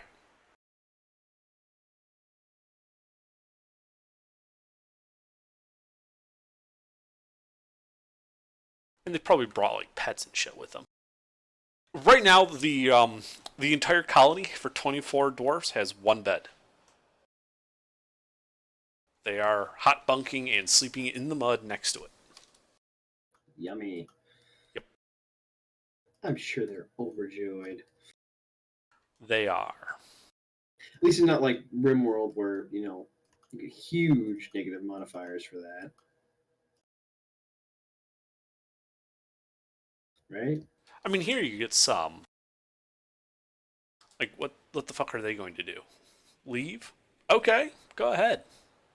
Please. This isn't RimWorld where I need to fight for every fucking colonist. I am more than happy to let you go walk off into the distance and see what good that does you. What have your max colony size set to?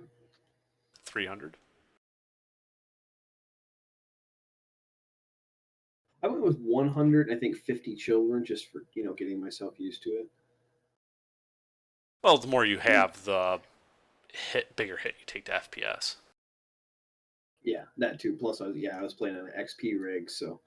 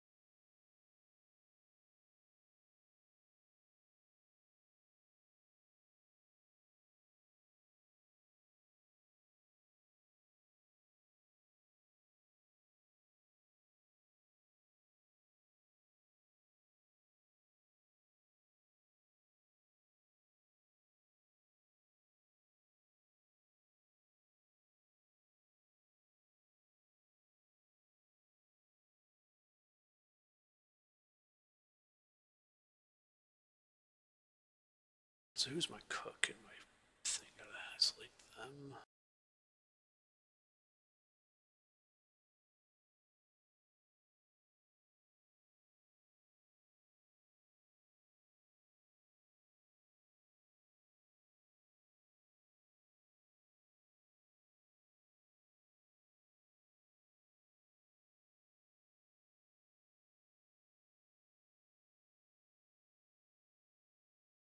Right, so let's see. Farmer and the cook are exempt from having to do hauling.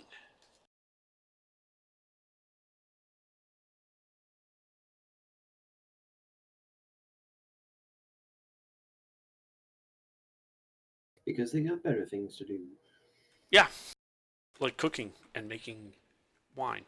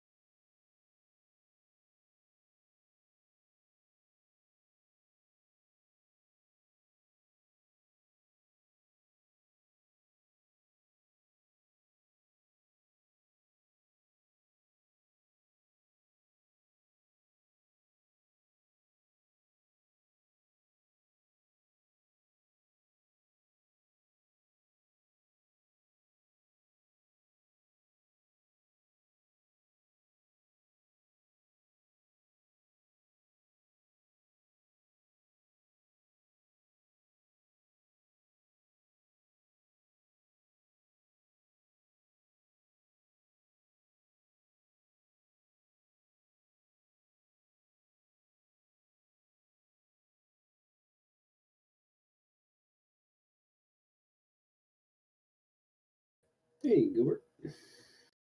Hey, guys, how's it going? Good. Going all right. Cool, cool.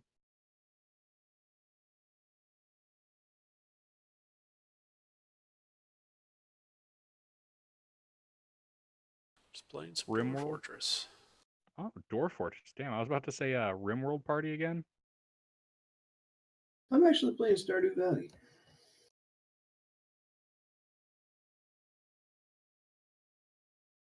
So Damn, you it sir gets really are wrong. Yeah, really switching it up tonight.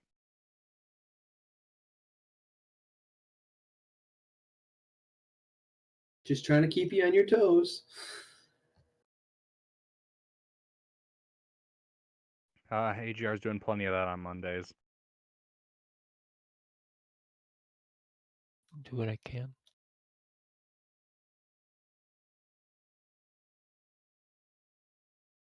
This time I recorded proper notes after my crazed rambling.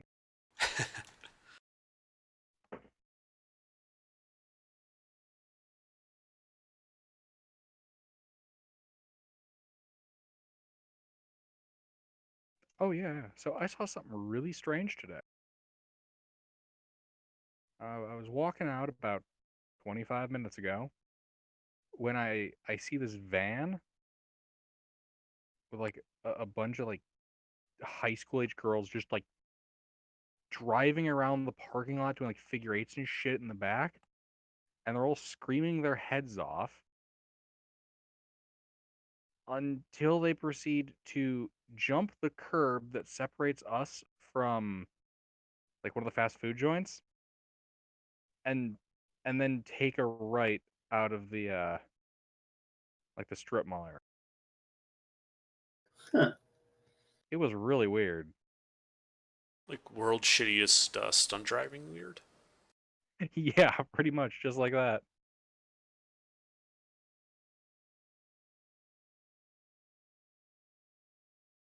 Well, if it was a minivan and they jumped the curb, they probably popped a hubcap. I mean, curb is a generous word for it. More of a slight bump. Yeah. It's not that it's run down, it's just that it's steeper on one side than the other, I think. Like the fast food joint, their side of that divide is like I want to say almost 2 inches taller than our side. Okay. So it's not like a curb, so to speak. Right. Like on their side it's a curb. On our side it's a mild tripping hazard.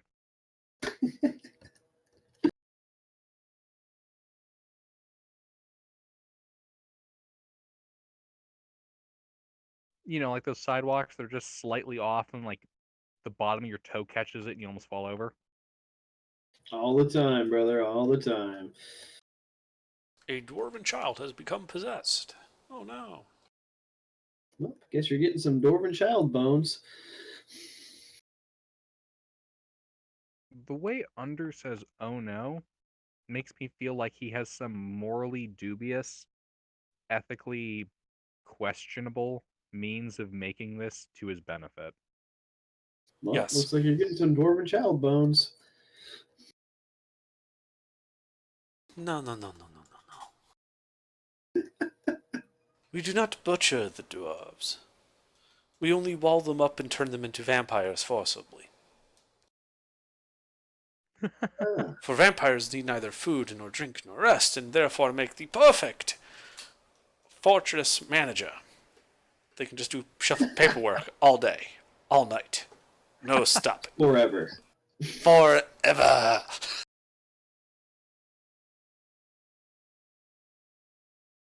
Really make them rethink that immortality bit, huh? Yeah. You say your undead have no need for food or rest or drink? That is correct. And then they proceed to give you a 24-hour shift. A 24 by 7 by 365 shift, I think you mean. Forever. You. Vacationing is an elvish concept, and we do not take kindly to that kind here. Yeah, I've noticed.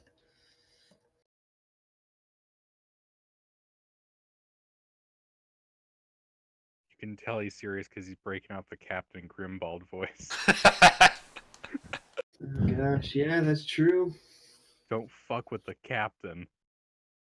There may or may not be a ritualistic child sacrifice.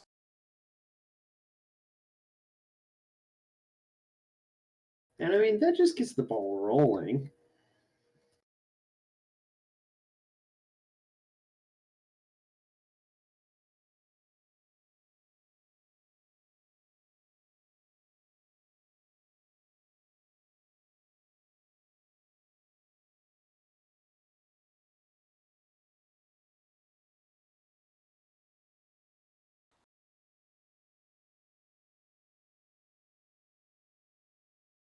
I mean, really, as long as the child doesn't melt down my one and only anvil, it'll be fine. If he grabs the anvil, I'm afraid the war dogs are getting some early training. Hmm. And you're getting some dwarven child bones. And skin. Don't forget the skin. Oh, It's yeah, nice and skin. supple. Makes good Yeah, it's clothes. definitely the best part. The skin is the best part. Makes good paper for writing spells upon.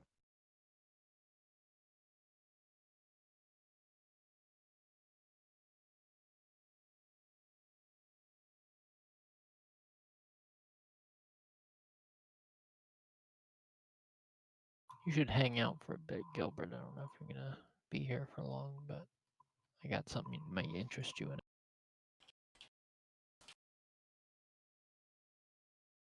What? I said you should hang out a bit. I don't know how long you intended to stay, but I got something here that might interest you that I'll be able to share with you in a minute. Ooh. It's a trap.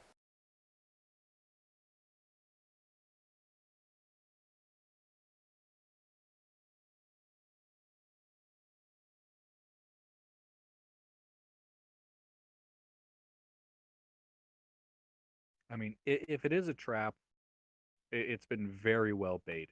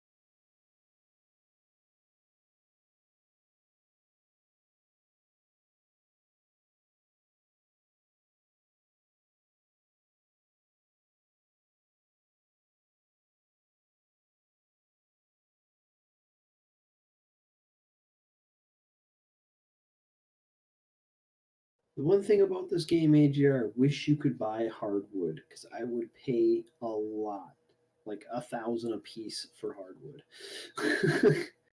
Yeah, it'd be nice, wouldn't it? Yeah, I mean, I don't care what the price is. I have 3 million in the bank, and I'm gonna produce another 8 million this season. So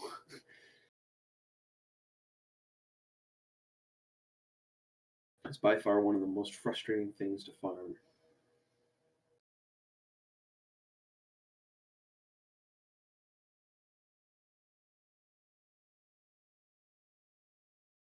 Alright, so the child grabbed some rough pink jades, 2 logs, and that's it. I thought you were going to say and the bed. Are you still on the one bed system, or are you got more No, beds no, now? no. There's 6 beds now. It's a 6 bed system. 6 beds for how many dwarves? All right, 7 beds. For 22 dwarves. Okay, that's not bad. That's 3 per hot bunk. That's not terrible.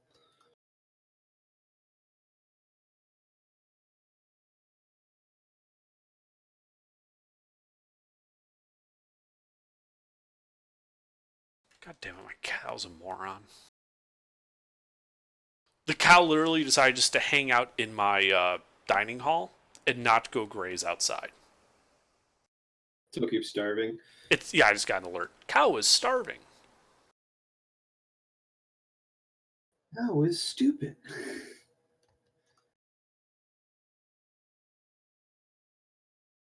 For a second there, I was going to say, I didn't know you were married.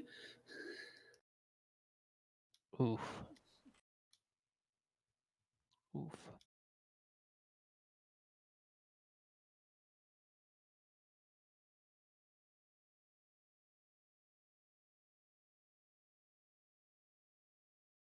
Not that anybody here would call their wife a cow.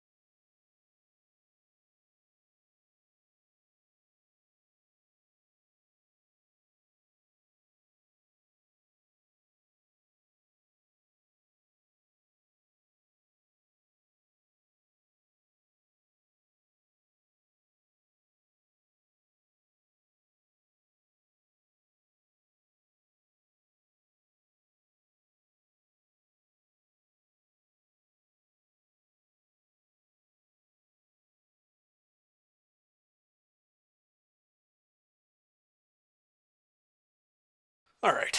So the child created a citron wood bracelet encrusted with marquee cut pink jades, and there's no art on it.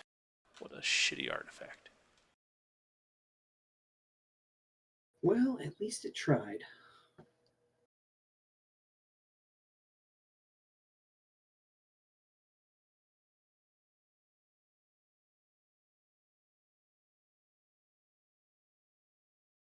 Got all the effort to be possessed by some evil spirit, and you just disappoint. What? Possessed by an evil spirit, and all Underdark gets is a crummy bracelet.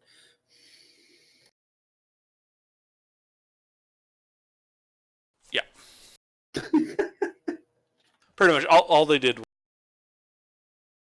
All they did was boost my fortress wealth to make the enemies that might come harder.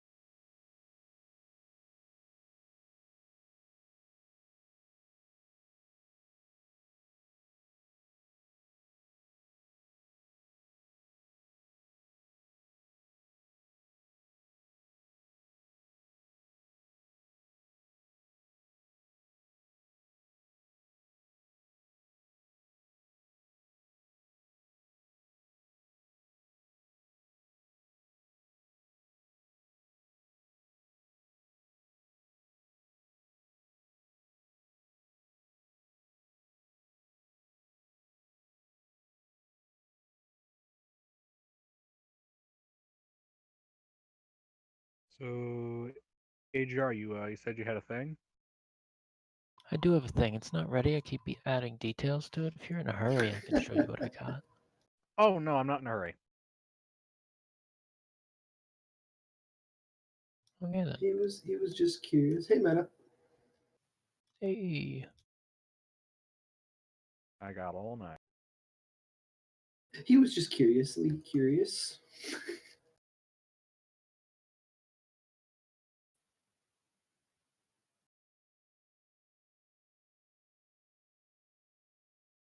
Meta, I saw you queue up, but nothing came through. What are we talking about today? Oh, I was about to share something that might be interesting to some parties that are here.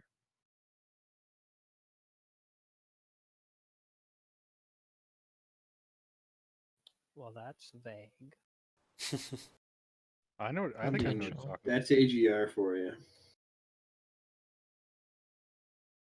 Me? Vague?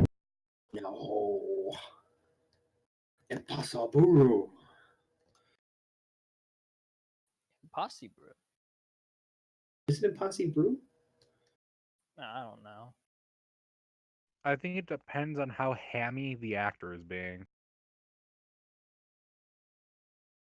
I don't even remember where that's from. Is that from a Bollywood film or something? No, it's I know there's I think a meme with it.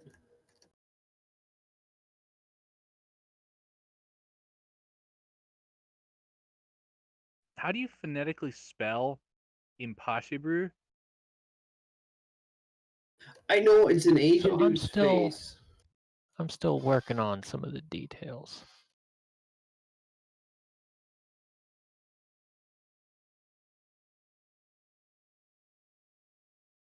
It's not exactly one for one equivalent to my my battle map that I had made previously, but it's close and there's some artistic license. So I'm trying to fill it out still. But since you guys are spending some time in town, I thought maybe something that's a little bit more usable might be in order. Mm-hmm. Looks good.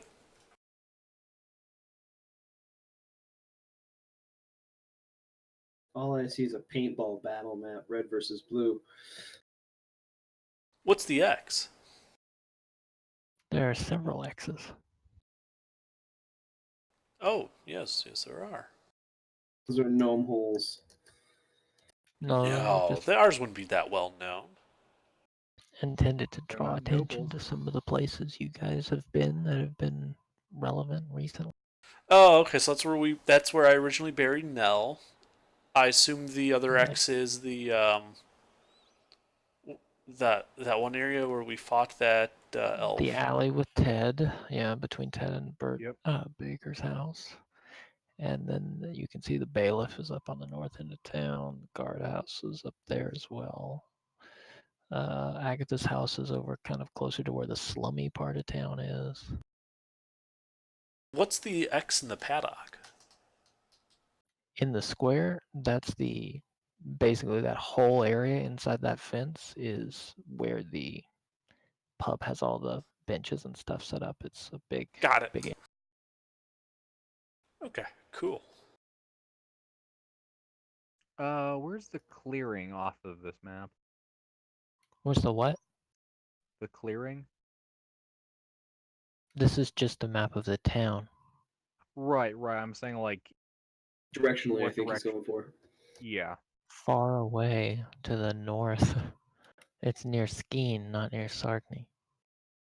All right. So up. Yeah, I just need to know if it was up. Yeah, it's northeast, far away. Okay. The distance isn't so much what concerns me as the direction. All right.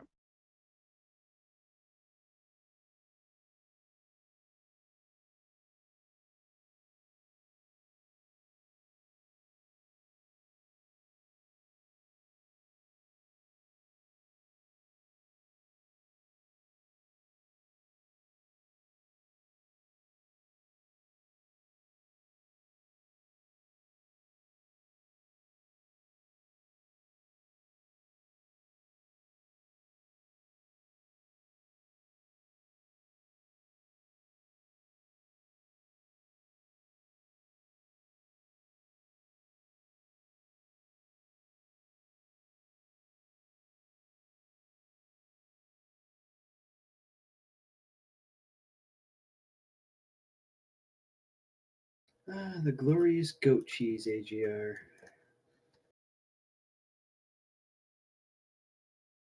I haven't finished this map. Now I gotta get back on. I'm still recoloring some of these pathways.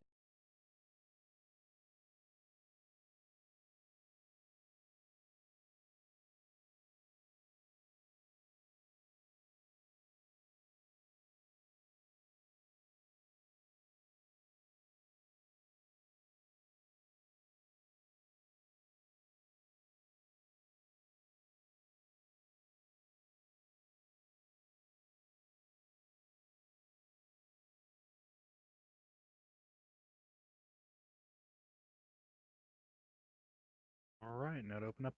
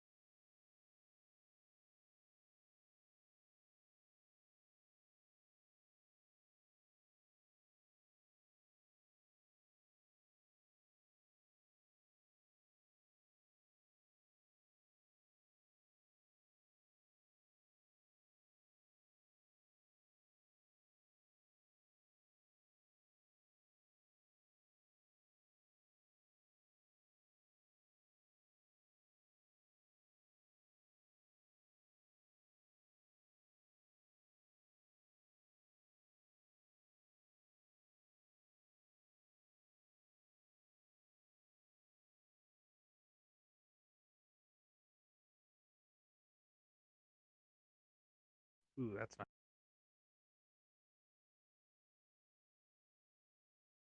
This one.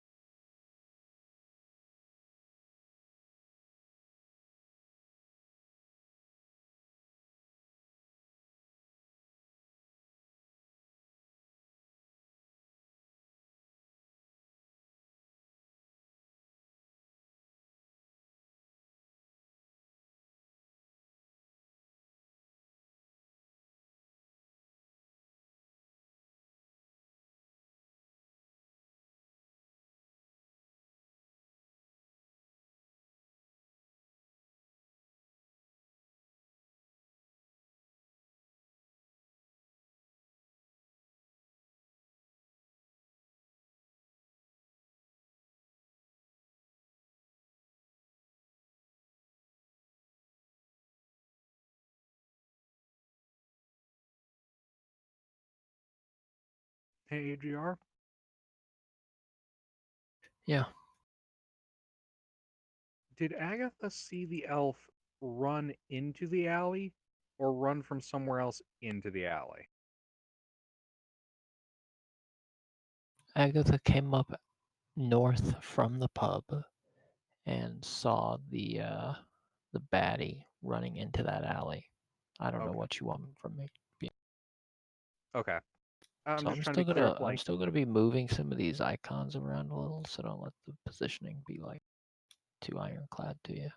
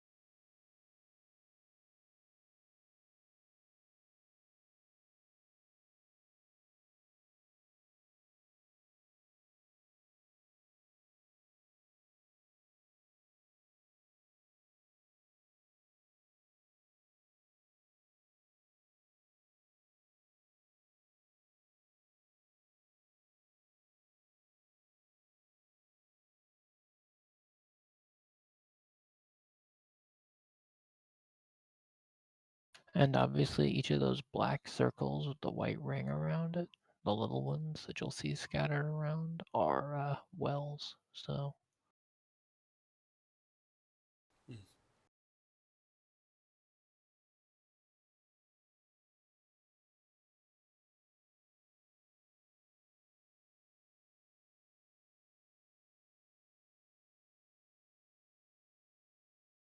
wish I had a better wooden fence that I could use. I do not have a good icon for that.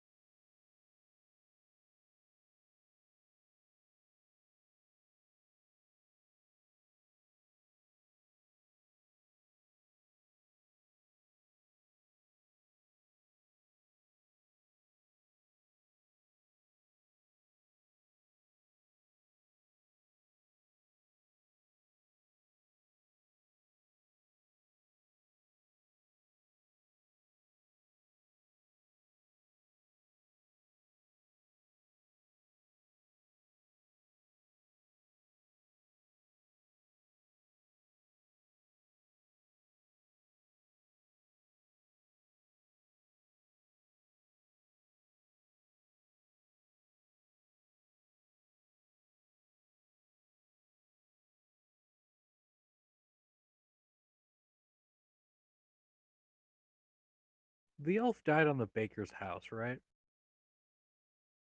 The elf died right behind the baker's house, like south of the alley in the T intersection. South of the like narrow part of the alley in the T intersection.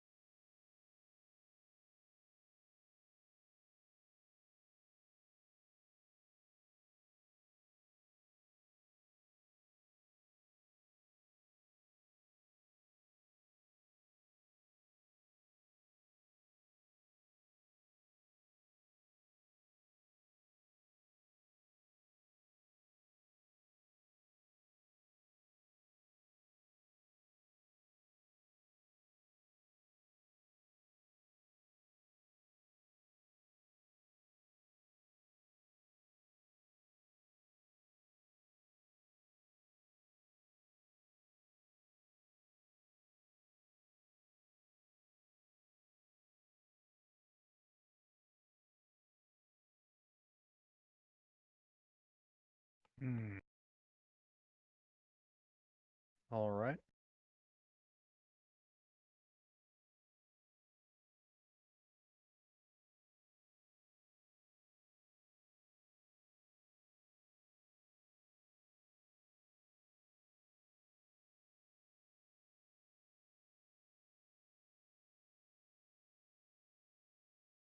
And at the time of night that Agatha saw the elf, pretty much everyone had gone home already?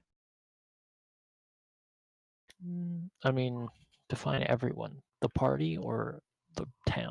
Not the party, but like the town itself. People would already be Yeah. home at that. If most. if people weren't out drinking, they were home and probably asleep. Okay. You know, the responsible adults were all sleeping. Responsible Right. adults.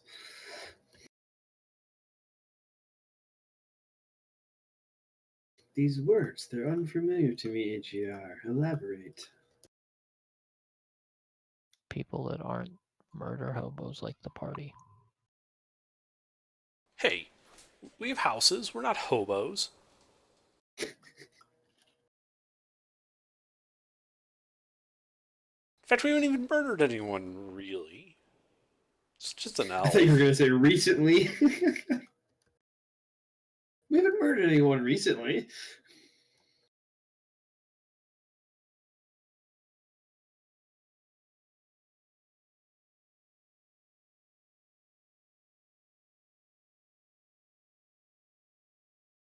Alright. Effectively, AGR, what I'm doing right now is revising that hypothetical map from last night with this new one.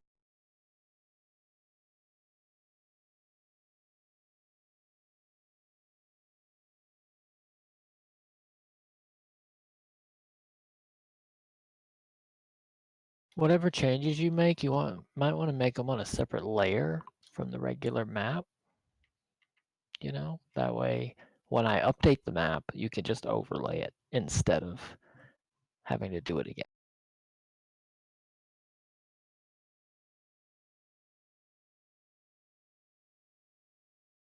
You know, I wish I thought of that before I drew a whole bunch of circles and lines and then made a color code key.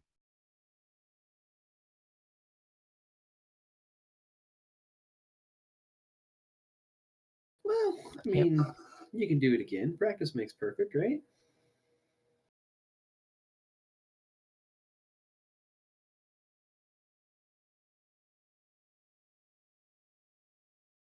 Although I've identified some locations of interest. At least on this version.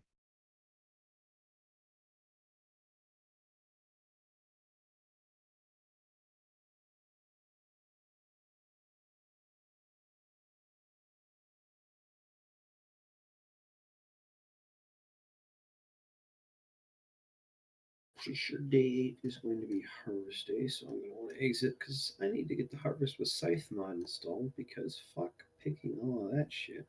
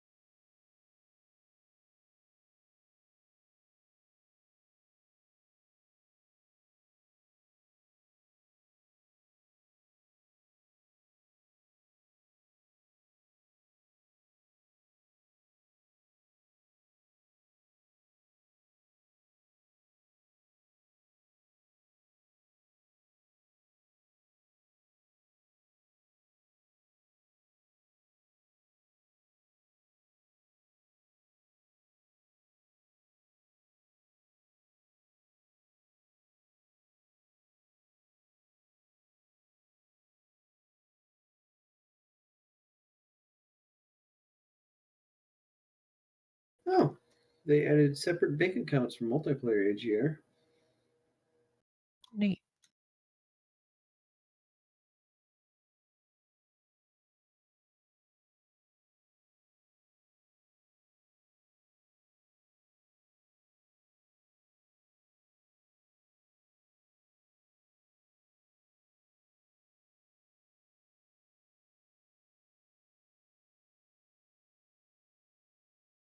I love the description for it. The next free update will let players have their own separate wallets in the cooperative multiplayer mode, creator Eric Concerned Ape Baron has revealed. Yes, you'll get to blow your cash on lawn flamingos without riling up your one pal who takes virtual farming oh so seriously.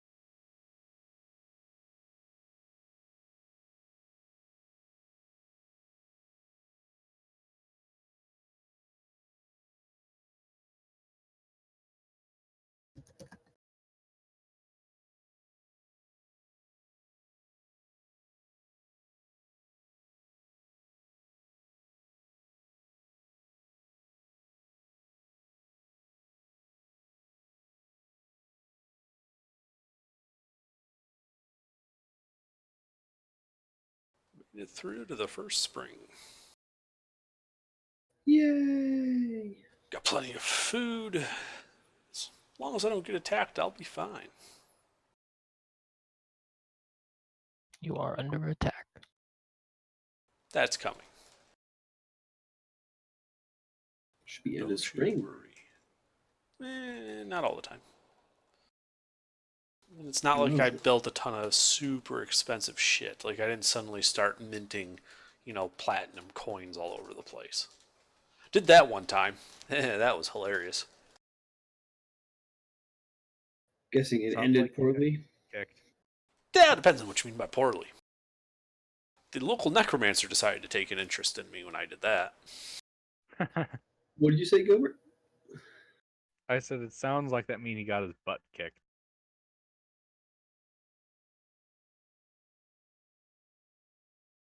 Yeah. Necromancers are pretty powerful bastards. Oh yeah.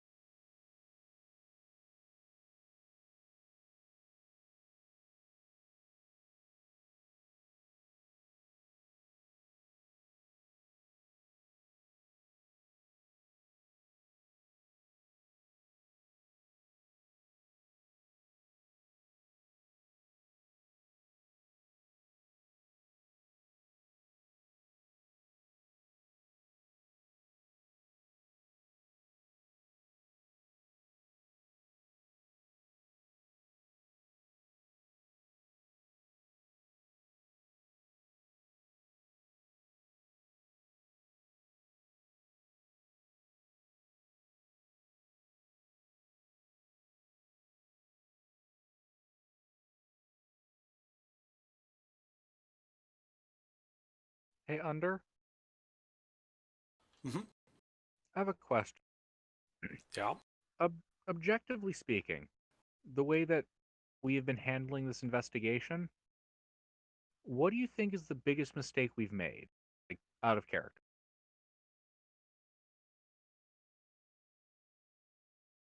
We're focusing too much on the guy in the church. Hmm.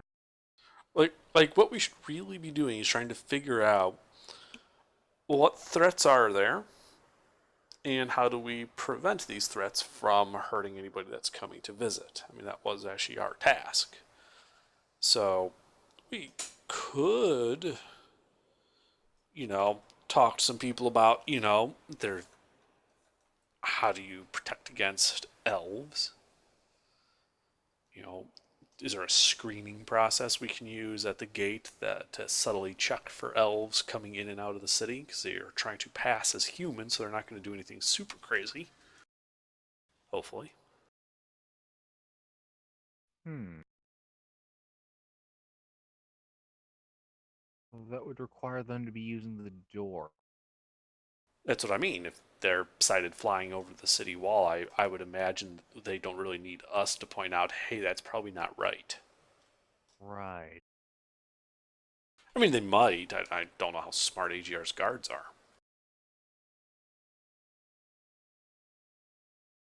Hey, GR, how smart are your guards? Oh, one of them, his dad got eaten by a bear. We heard the Borsod.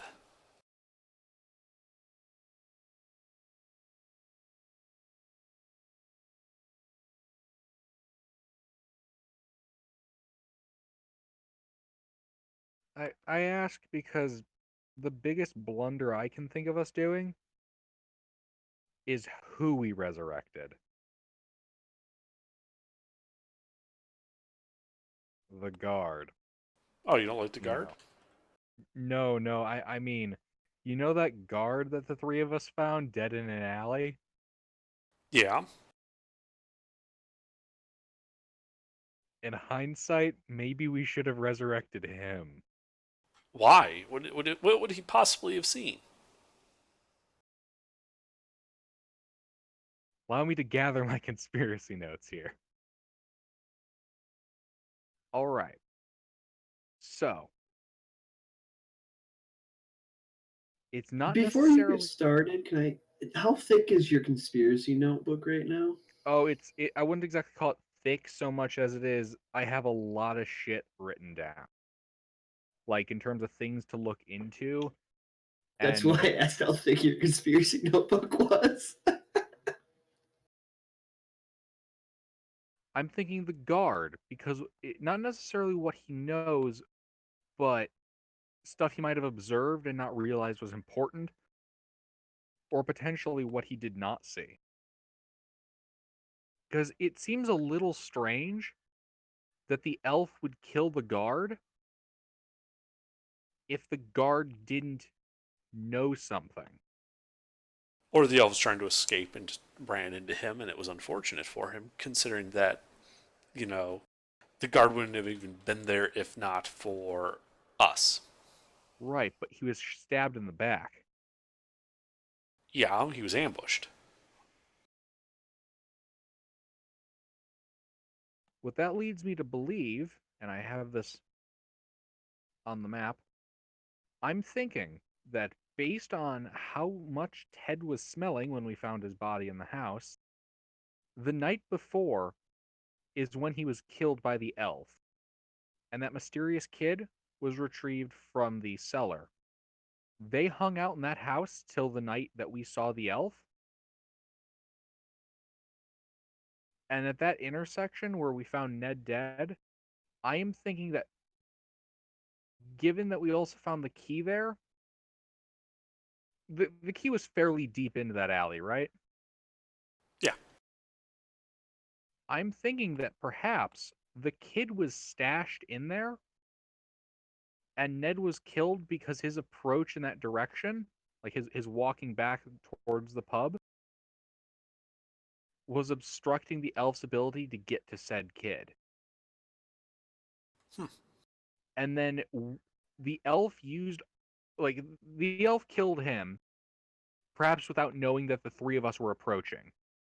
We approach, the elf uses Ned's dead body, allows us to be distracted by it, while she retrieves the kid from that small alley, potentially dropping that key, and then fleeing to wherever they went. The part I can't figure out is why the elf, if this is the same elf, they could be different elves, stayed in the city.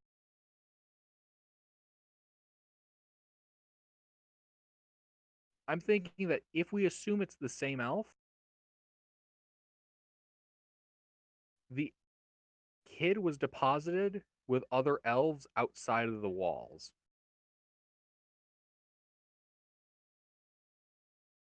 Or it's possible the elves have another house. I'm thinking the kid was deposited with elves outside the wall.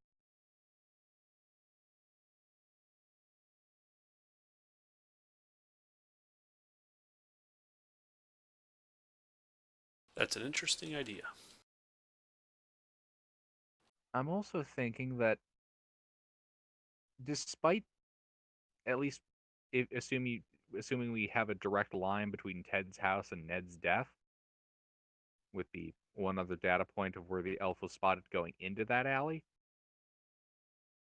I'm almost considering that the elf decided to take the most direct route rather than some of the other more rooftop back alley routes possible, operating on the hope that, well, most people in town would be asleep, and the only people that could probably have seen her would have been people leaving the pub. And, well, who really believes what drunk people say? You know what I mean? Mm-hmm. So I'm thinking he took the most direct route in that regard.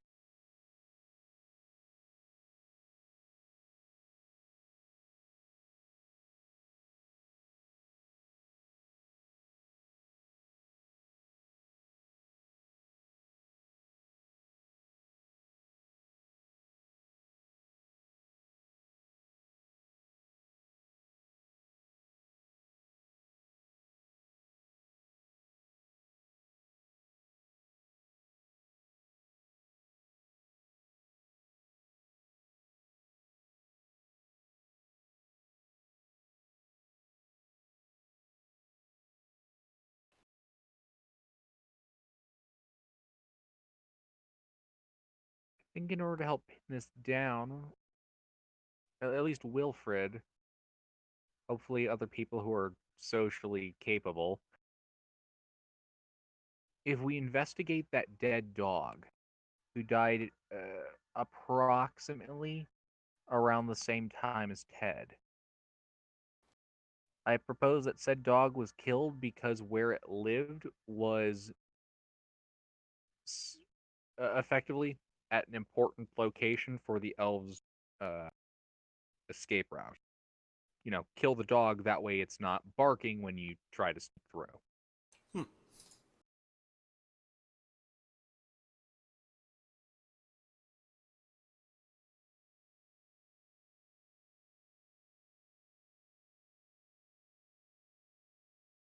What you didn't know was that Revert was in cahoots with the elves the whole time.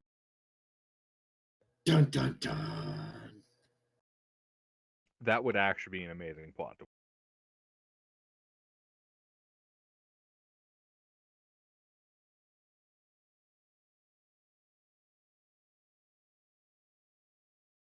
Yeah, wouldn't it though?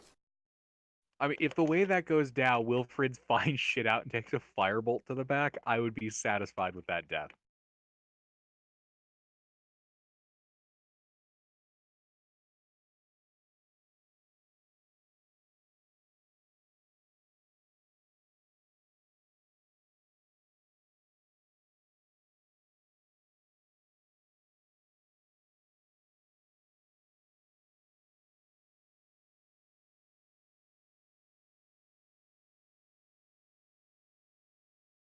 Why investigate the house?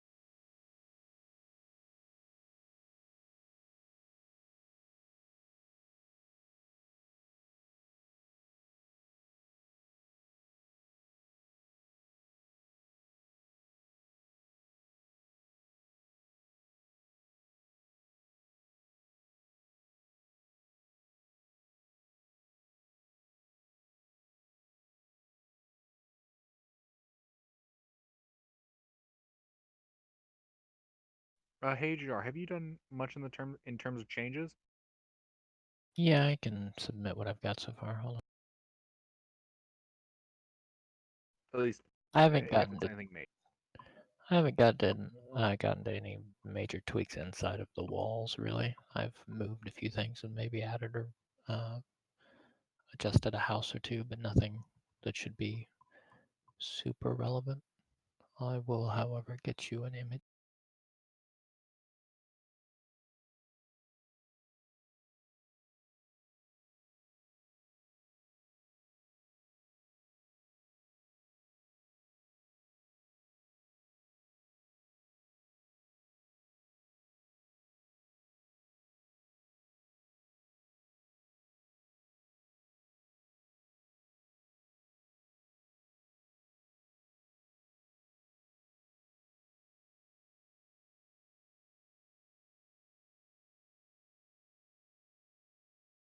So I've been playing a video game and have not been paying attention to whatever the conversation has been for the last like 2 Mm-hmm.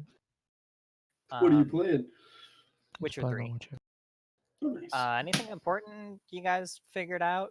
I heard you talking something about the Red Hill. Gilbert's for like the past couple of last week he was talking my ear off about some conspiracy theories and he's been continuing them today. Apparently he forgot to mention any of them during the session this week. Yeah, and we were out of town and already, and yeah,